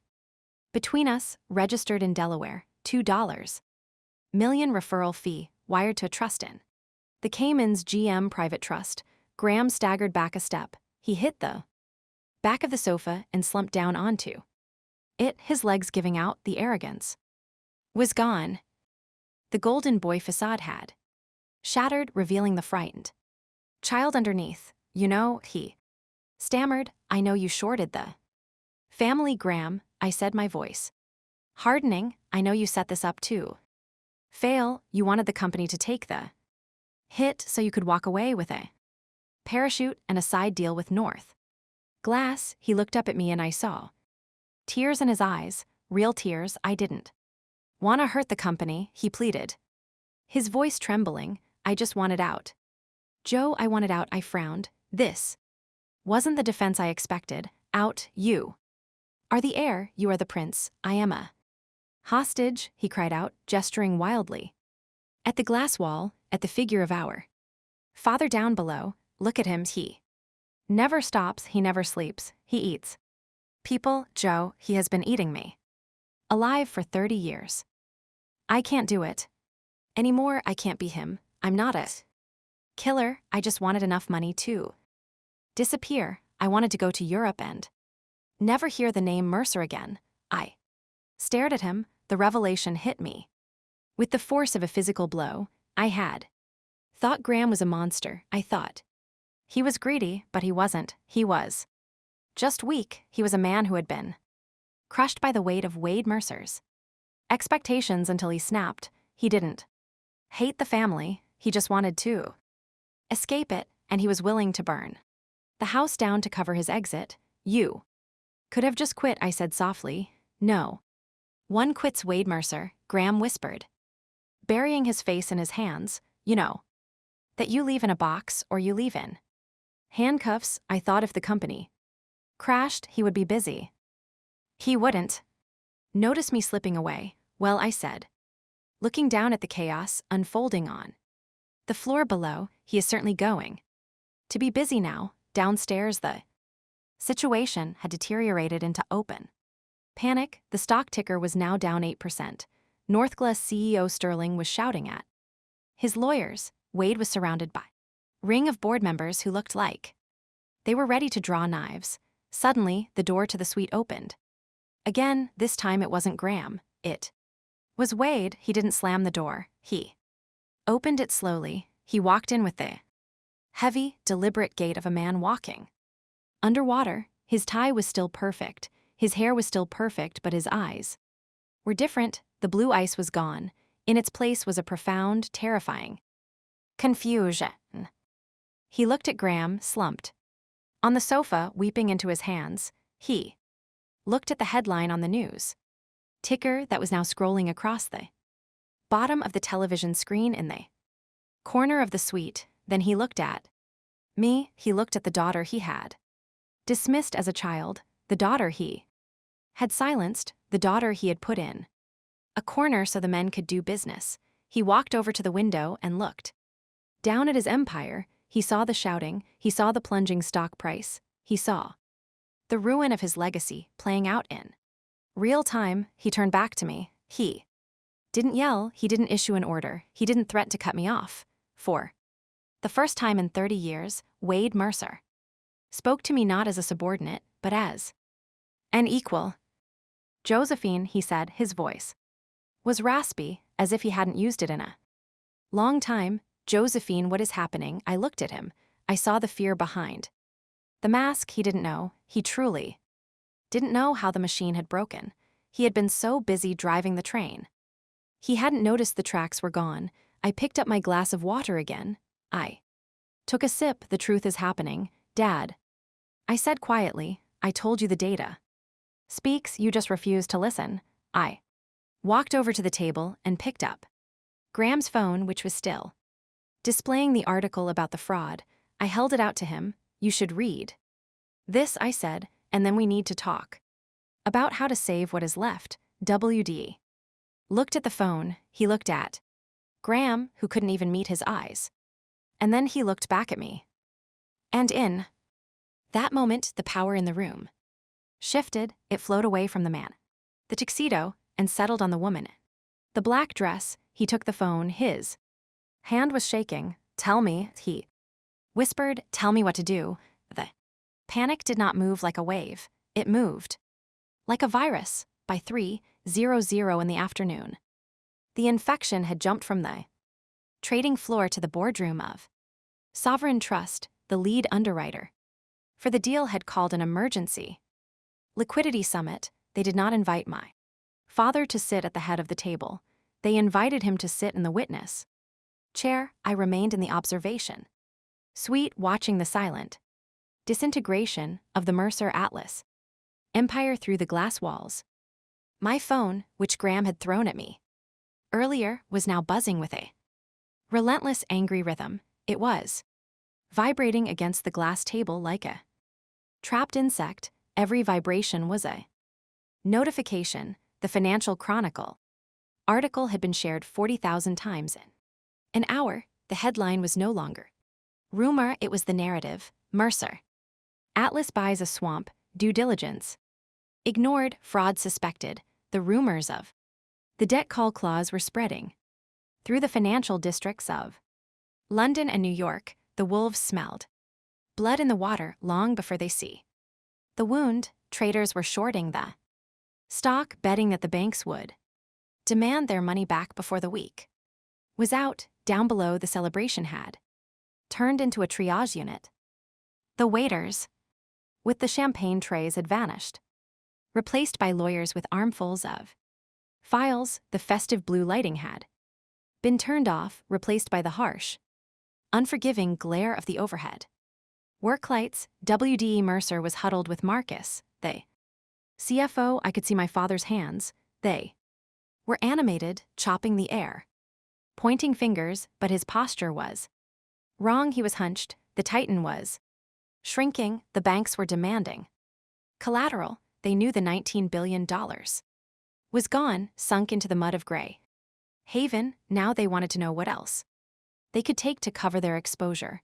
I knew exactly what they were asking for. They wanted the liquid assets, but Mercer Atlas was a modern giant. We were assetry cash poor. We owned data centers, fiber optic lines, and automated warehouses. These are valuable, but you cannot sell a fiber optic line in an hour to pay a margin call. We were trapped in the growth story. My father had spent the last decade reinvesting every penny of profit back into expansion to keep the stock price high. He had run the company with zero fat, believing that momentum was the same thing as stability. Now the momentum had hit a wall. I saw Marcus shake his head. He held up a tablet, showing Wade a spreadsheet. WD stared at it. He ran a hand through his perfect silver hair, messing it up for the first time in public memory. He walked away from the group. He walked to the edge of the room and looked out at the street. He was doing the math. There was only one asset class he could liquidate instantly. The one thing that had real, tangible value, independent of the stock market. The legacy fleet, the 3,000 red diesel trucks that formed the original backbone of the company, the trucks he had driven himself in the 1970s, the trucks that were the symbol of his self-made mythology. I had set the trap. In the early morning, I had told the proxy to offer $15 billion cash for the fleet. Wade turned around. He looked like a man who had just been asked to shoot his own dog. He nodded to Marcus. It was done. He was selling his history to save his neck. The pain on his face was real. It wasn't about the money. It was about the story. If he sold the fleet, he was no longer the trucker who built an empire. He was just another corporate raider who stripped assets to cover bad debts. I felt a cold shiver of satisfaction, but it was mixed with a strange hollow sadness. I was watching my father amputate his own identity. The door to the observation suite opened. My mother walked in. She had fled the gala. The moment the stock ticker turned red, she was still wearing her cream cashmere outfit, but she looked disheveled. She didn't look at me. She walked to the wet bar and poured a glass of vodka. No ice, no mixer. She drank it in one swallow.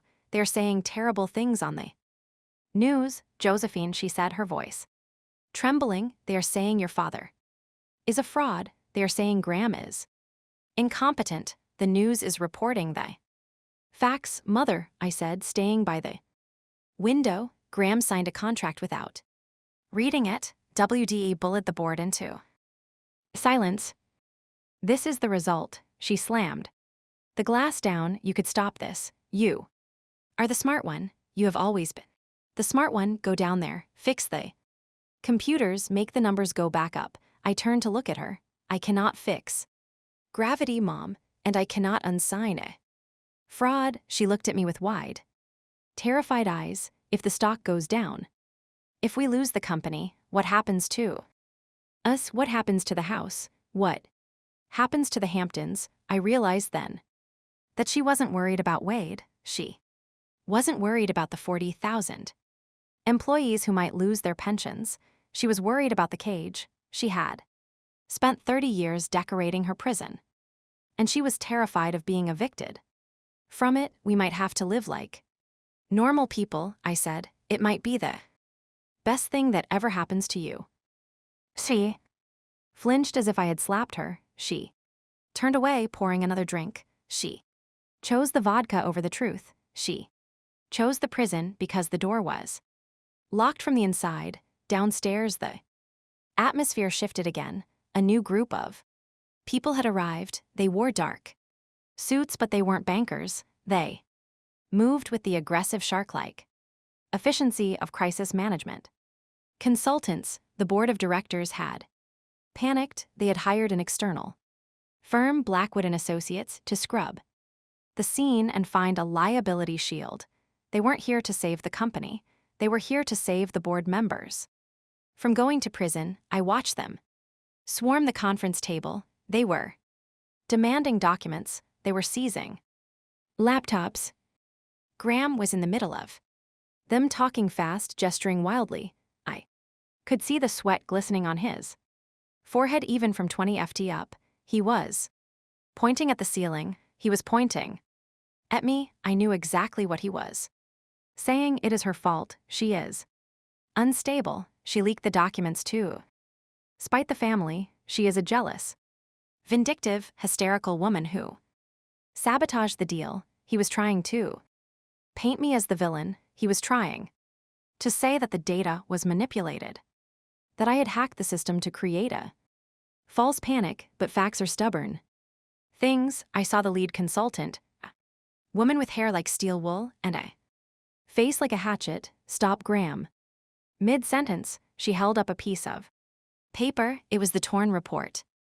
Someone had retrieved the pieces I had left on the floor of the boardroom the night before, or perhaps the secretary had kept a digital copy. The consultant read it. She looked at the timestamp. She looked at the content. Warning: permit fraud, warning, debt trap. She looked at Graham. She didn't look impressed. She looked at him with the cold disdain of a professional cleaner looking at a messy amateur. She turned to the chairman of the audit committee. She said something that made the chairman turn pale. They realized that the warning wasn't retroactive, it was preemptive. They realized that the company hadn't been blindsided. They had been warned and they had willfully ignored it. That moved the needle from misfortune to gross negligence.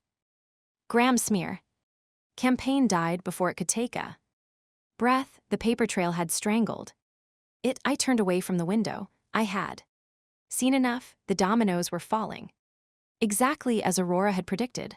I needed to prepare for the endgame. I sat down on the sofa and pulled the EN device from the hidden pocket in my dress. I had smuggled it down with me. I activated Aurora status, Mercer Atlas, liquidation protocol active, market cap -12%, flag historical anomaly detected. I frowned while the chaos was unfolding in the present. Aurora had been digging into the past. I had set her to scan the foundational documents of the company, the papers from 1985 that my mother had been so afraid of. The AI had found something. It wasn't just a gap in the financial records. It was a person.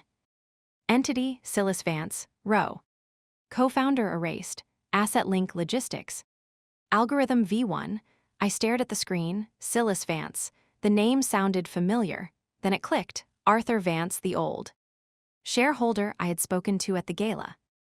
The man who had been with the company since the beginning. Silas was his brother. Aurora began to scroll through A series of legal threats and settlements from 40 years ago that had been buried in physical archives and never digitized until a third-party legal clerk scanned them by mistake in 2005.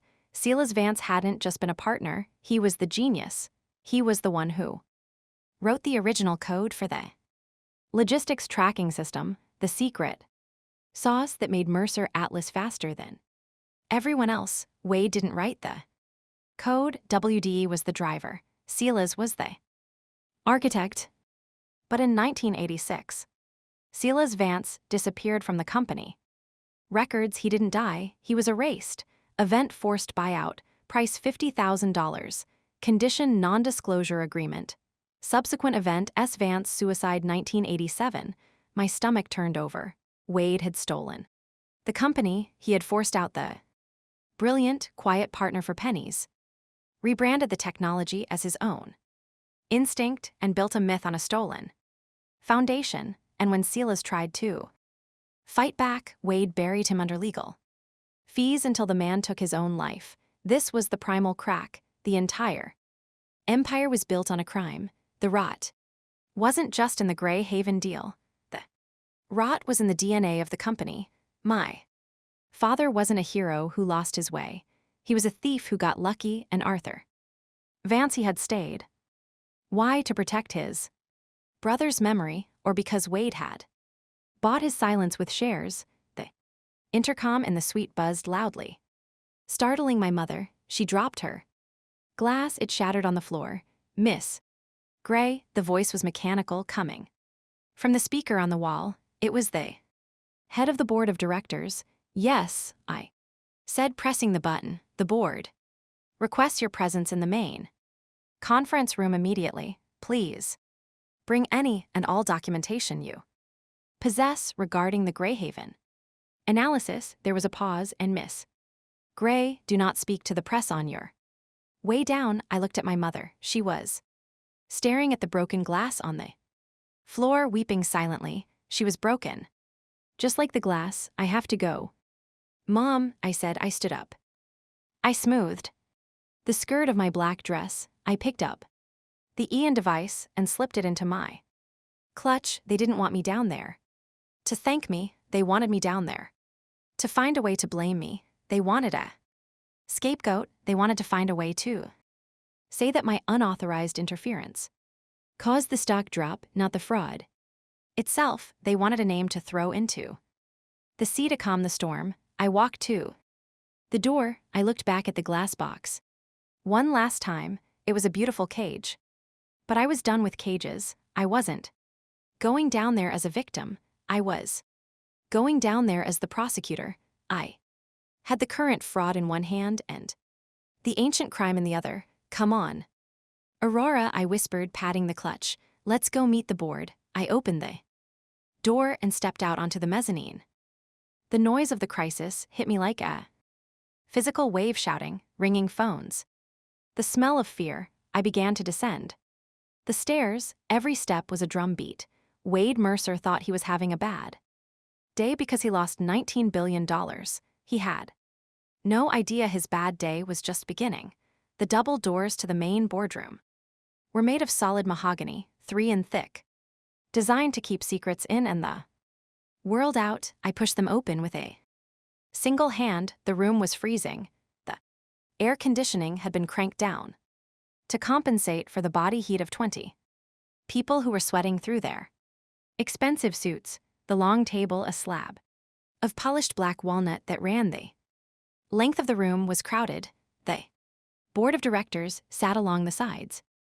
The crisis management consultants from Blackwood and Associates stood against the walls like sentinels. At the head of the table, the chair seat, my father's seat, was empty. I did not wait for an invitation. I did not ask for permission to speak. I walked to the opposite end of the table, placed my clutch on the surface, and stood. I was the only person standing. Miss Gray, the lead director said. His name was Harrison, man who had run 3 banks and destroyed 2 of them. He looked at me with a mixture of exhaustion and irritation. We asked for the documents. We did not ask for a speech. We are in the middle of a liquidity crisis. I know what you are in the middle of, Harrison. I said, my voice was low, stripped of any inflection. You are in the middle of a crime scene. I am just here to identify the body. I opened my clutch and took out the Ian device. I placed it on the table. It looked like a piece of space junk compared to the sleek tablets and laptops scattered around the room. You want to know why the stock is down 12%? I said, you want to know why? The banks are calling the loans. You are looking for a scapegoat. You want to pin this on a rogue algorithm or an emotional outburst from a family member. That is the narrative Graham tried to sell you an hour ago. I tapped a key on the projected keyboard, the screen on the wall behind me, which had been displaying the plummeting stock price, flickered and changed. It showed a timeline, simple, brutal, linear. Yesterday morning at 8:30, I began pointing at the screen.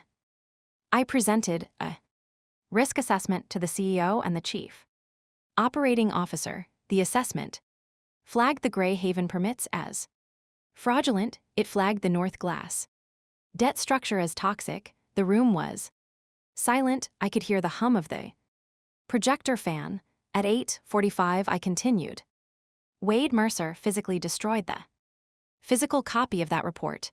At 9:00, he confiscated my electronic devices, revoked my security clearance, and confined me to the penthouse level under guard. I looked around the room, meeting the eyes of every director. I did not fail to warn the company, I said.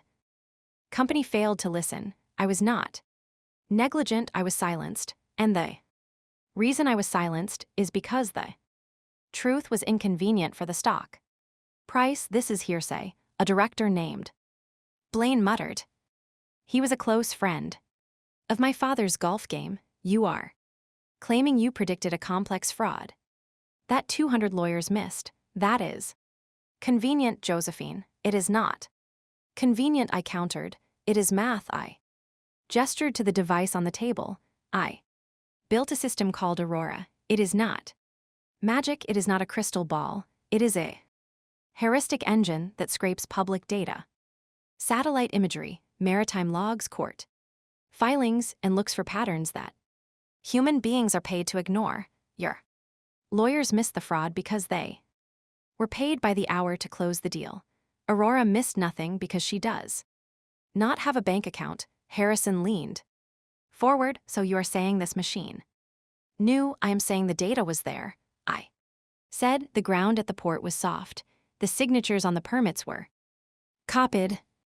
The debt was a trap. It was all there in the public domain. I put it on a piece of paper. My father tore it up. The mood in the room shifted. It went from skeptical to cold. They were realizing that this wasn't just bad luck. If I could prove that the CEO had been handed a warning and destroyed it, the insurance policies that protected the directors from personal liability would be void. They were suddenly looking at their own bank accounts, whereas Graham, a woman named Alina, asked. She was the head of the ethics committee, a position that was usually ceremonial. Today it was real.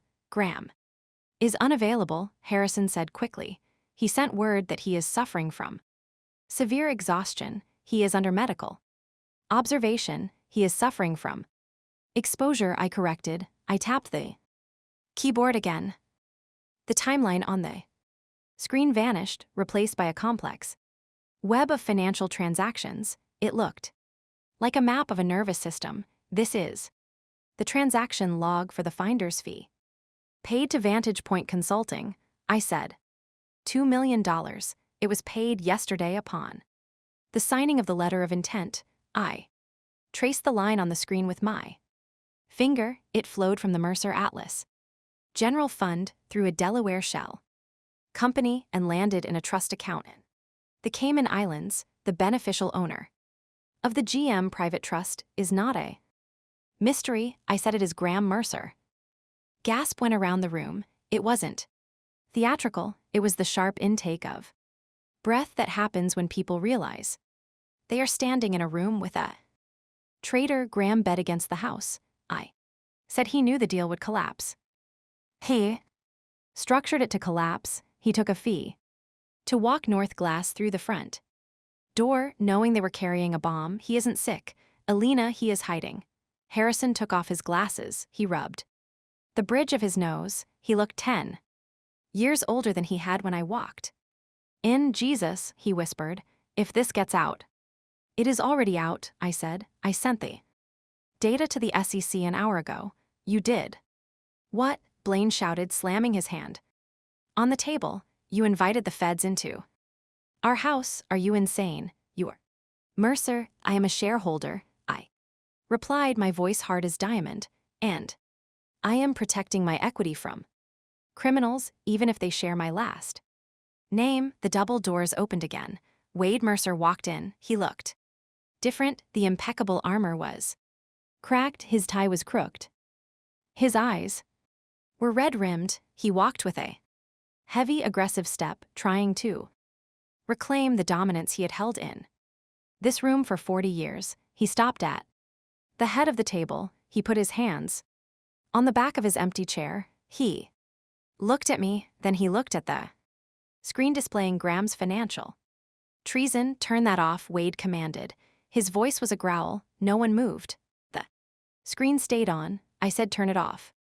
Wade shouted, his voice echoing off the wood paneling. This is a private board meeting. Josephine has no standing here. She is suspended. Get security in here. Sit down, Wade, Harrison said. It was spoken quietly, but it landed like a hammer. Wade froze. He turned his head slowly to look at Harrison. Excuse me, I said. Sit down, Harrison repeated. He didn't look away. You are not chairing this meeting. You are the subject of it. Wade looked around the room. He looked for allies. He looked for the men he had made rich. He looked for the friends he had invited to his holiday parties. They were all looking at their papers. They were looking at the floor. They were looking anywhere but at him. The pack had turned. The alpha was wounded, and they were distancing themselves from the smell of blood. Wade sank into the chair. He didn't look like a titan anymore. He looked like an old man who had lost his keys. It was Graham, Wade whispered. I didn't know. You have to believe me. My son, he betrayed me. I am the victim here. You are not a victim, Wade, I said. You are the architect. Wade looked at me. I built this company, he hissed. I built it from 3 trucks and a roadmap. I drove the routes myself. I sweat for this. You think you can come in here with your little computer and judge me? You have never built anything. That is the problem, isn't it? I asked. Story, the myth of the self-made man. You love that story. You have told it so many times. I think you actually believe it. I walked closer to him. The room was so quiet, I could hear the ticking of the clock on the wall, but Aurora found a ghost in the machine. Dad, I tapped the key one last time. The screen changed again. The financial web vanished. In its place was a scanned image of a legal document from 1985. It was yellowed with age, typed on a typewriter, stamped with the seal of a notary public who had been dead for 20 years. The header read, transfer of intellectual property, Vance Algorithms, to Mercer Logistics. Who is Silas Vance? I asked. Wade flinched. It was a violent physical reaction, as if I had burned him with a cigarette. His face went gray. That is irrelevant, he stammered. Ancient history, it is the foundation, I said.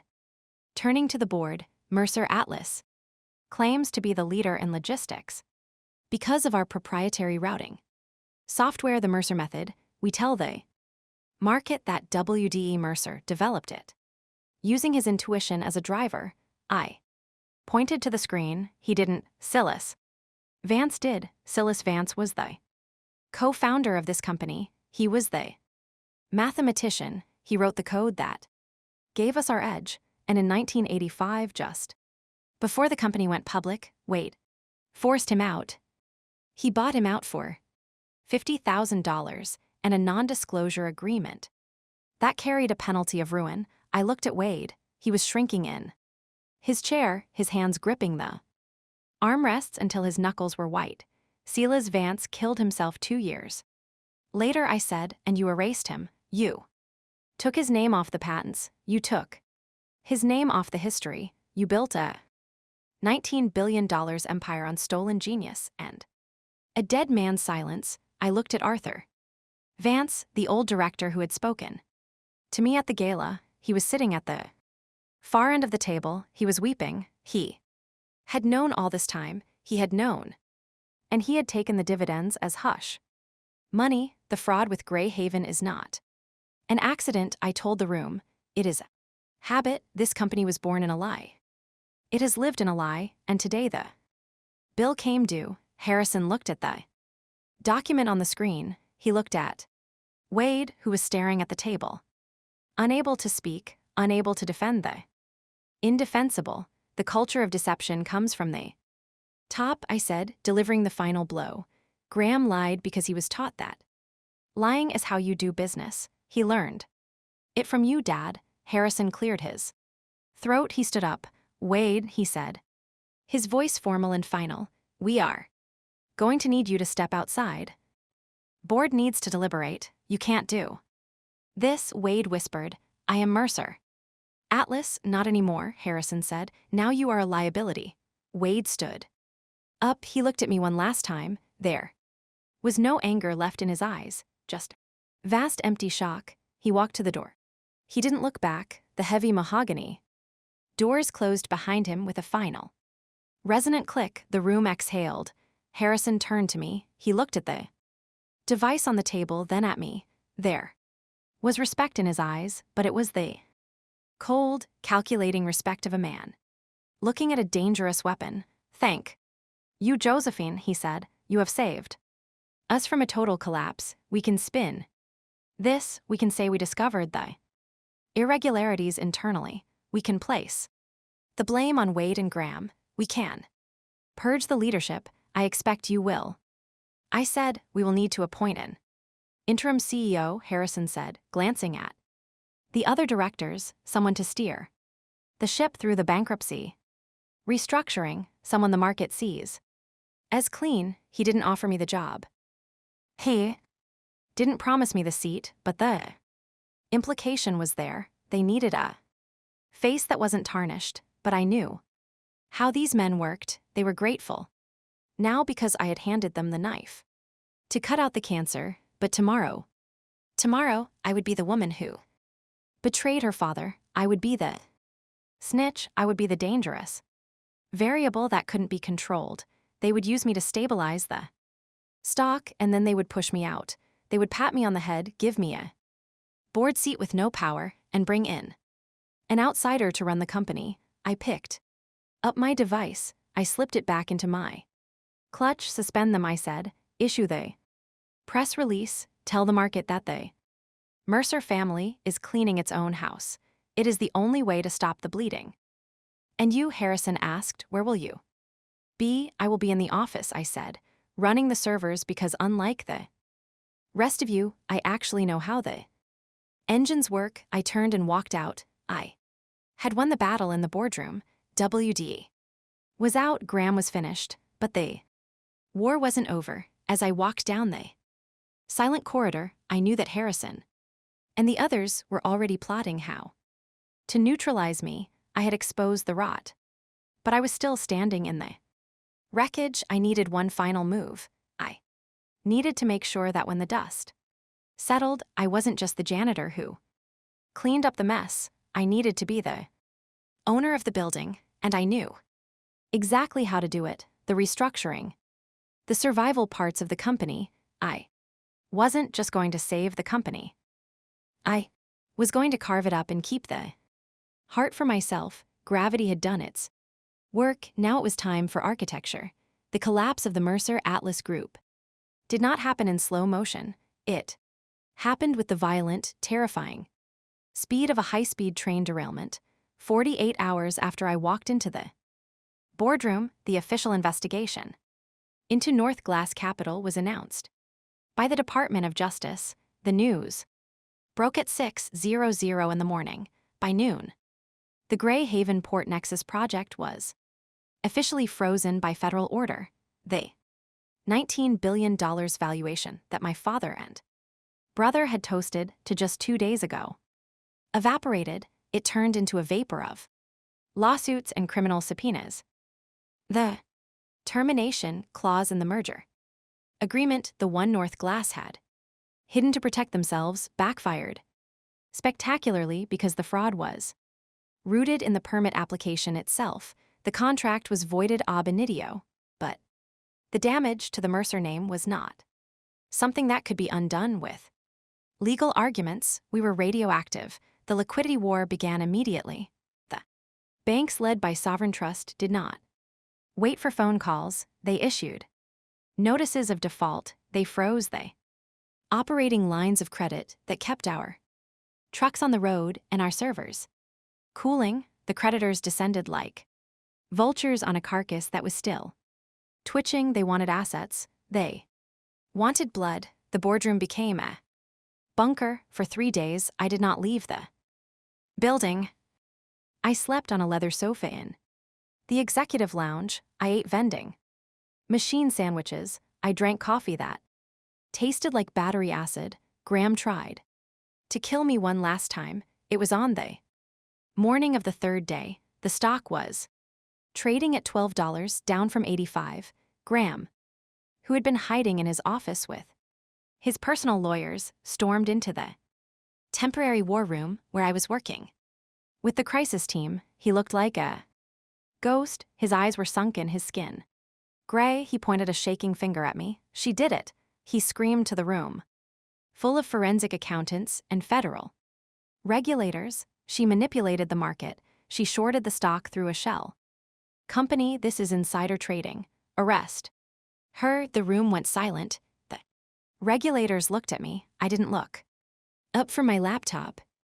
I was running a simulation on Aurora to save the pension fund. I did not short the stock. Graham, I said, my voice calm in the dead air. I utilized the whistleblower protection statutes under the Dodd-Frank Act. My legal team filed the disclosures with the SEC concurrent with the press leak. I have not made a single dollar from this crash. In fact, my trust fund has lost 40% of its value. I looked up at him then. I didn't do this for profit. I said I did it for hygiene. The federal agent standing near the door stepped forward. He wasn't looking at me. He was looking at Graham. Mr. Mercer, the agent, said, we have some questions regarding the GM, private trust in the Cayman Islands. If you would please come with us. Graham looked at me. He looked for the sister who used to cover for him. When he broke things, he saw only a stranger. He slumped, the fight leaving his body like air leaving a balloon. He let them lead him away. He didn't look back. That afternoon, I received a summon to the chairman's office. The office was quiet. The phones had stopped ringing because there was no one left to answer them. The executive assistants had all been sent home. W.D. Mercer was standing by the window. The room was dark, the blinds drawn against the glare of the paparazzi helicopter circling the building. He was packing a box. It was a small cardboard box, the kind an intern uses on their last day. He held a framed photograph in his hand. It was a picture of him and Silas Vance standing in front of the very first Mercer truck in 1979. I closed the door behind me. You won, he said. He didn't turn around. His voice was hollow. It lacked the resonant boom that had commanded boardrooms for 4 decades. I didn't win, Dad. I said we all lost. I just made sure we didn't die. He turned to face me. He looked old. The Titan was gone. The myth was gone. All that was left was a man who had spent his life running from a lie. I didn't steal it for the money, he said, looking at the photo. Silas, he was brilliant, a genius, but he had no stomach for the fight. He wanted to stay small. He wanted to be a trucking company. I saw the empire. I saw the world. So you crushed him, I said. I did. What was necessary? Wade replied, his voice hardening slightly. I took the wheel. I drove this company to heights Silas couldn't even dream of. I built the skyline. Josephine, does that count? For nothing, it counts, I said, but you built it on a graveyard, and you taught your son that the only way to build was to cheat. That is why Graham betrayed you. He was just doing what he thought a Mercer does. Wade flinched. The truth hit him harder than the bankruptcy notices. I walked over to his desk. I placed a document on the black marble surface. It was a single page. What is this? He asked. It is a restructuring plan, I said. Aurora ran the models, the toxic assets, the Greyhaven debt, the North Glass liability. We ring-fence them into a bad bank entity. We let that entity go bankrupt. It takes the Mercer name with it. I pointed to the second paragraph. But the core, I continued, the logistics network, the data infrastructure, the 40,000 employees who actually do the work, we spin that out into a new company, a clean company. We saved the jobs, we saved the pensions. WDE looked at the paper. He looked at the numbers. He understood them instantly. It was a brilliant maneuver. It was the only way out. But there is a condition, I said. There always is, he murmured. You resign, I said. Effective immediately. You surrender your voting shares to the employee trust, and you cooperate fully with the DOJ investigation into Graham and North Glass. You take your share of the blame to shield the innocent staff. And if I refuse, he asked, looking up at me, then I release the rest of the Silas Vance archive, I said. I release the letters where you threatened his family. I release the proof of the patent theft. You won't just be bankrupt, Dad. You will be a pariah. You will go to prison for historical fraud. He stared at me. He looked for the little girl in the pigtails. He looked for the teenager he had sent to etiquette school. He looked for the woman he had grounded 3 days ago. He didn't find them. He picked up his pen. It was the same platinum pen he had used to sign the Greyhaven deal. He hesitated. I did it for you, he whispered, for you and Graham, to give you a kingdom. We didn't need a kingdom, I said softly. We needed a father. He looked down at the paper. His hand shook just once, then he signed. The scratch of the nib on the paper was the loudest sound in the world.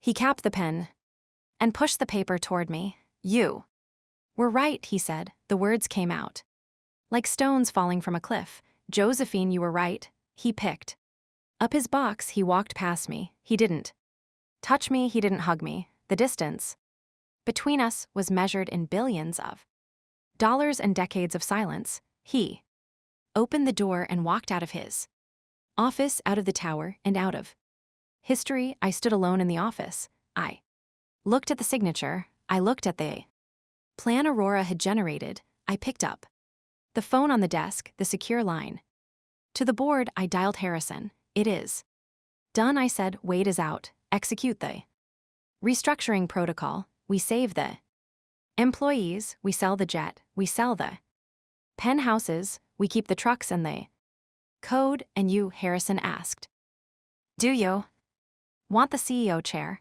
It is yours if you want it. I looked around the room. I looked at the black marble desk. I looked at the view of the city, the same view that had been my prison cell just a few days ago. No, I said, I am a builder. Harrison, not a keeper. Find someone else to sit in the chair. I have other systems to build. I hung up. I walked out of the office. I took the elevator. Down the public elevator, not the private executive one. I stood shoulder to shoulder with the analysts and the secretaries who were packing up their desks, unsure if they had jobs.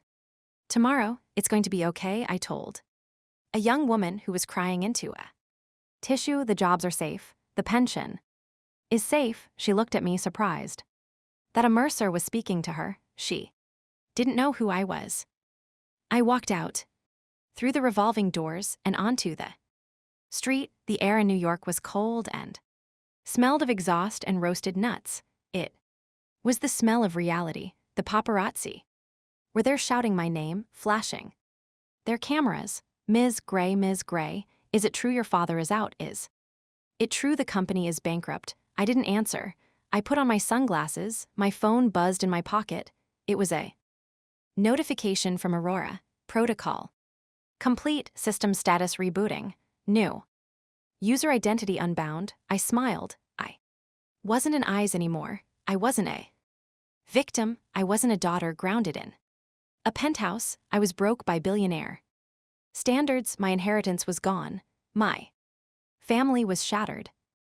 But as I walked down the avenue, merging into the stream of millions of people fighting for their own survival, I realized something. The invisible collar was gone. The heavy golden chains were gone. I took a deep breath. The cold air filled my lungs. The door was open. And for the first time in 30 years, I didn't need anyone's permission to walk through it. Thank you so much for listening to my story. It was a long journey from the penthouse prison to the freedom of the streets. And I'm glad you walked it with me. I would love to know where you are tuning in from today. Are you listening on your commute, at the gym, or maybe hiding in your office like I used to? Let me know in the comments below. I read every single one. If you enjoyed this story of justice and revenge, please make sure to subscribe to Azad Revenge Stories. Hit that like button, and if you really want to support the channel, smash that hype button so we can get this story out to more people. Thanks for watching.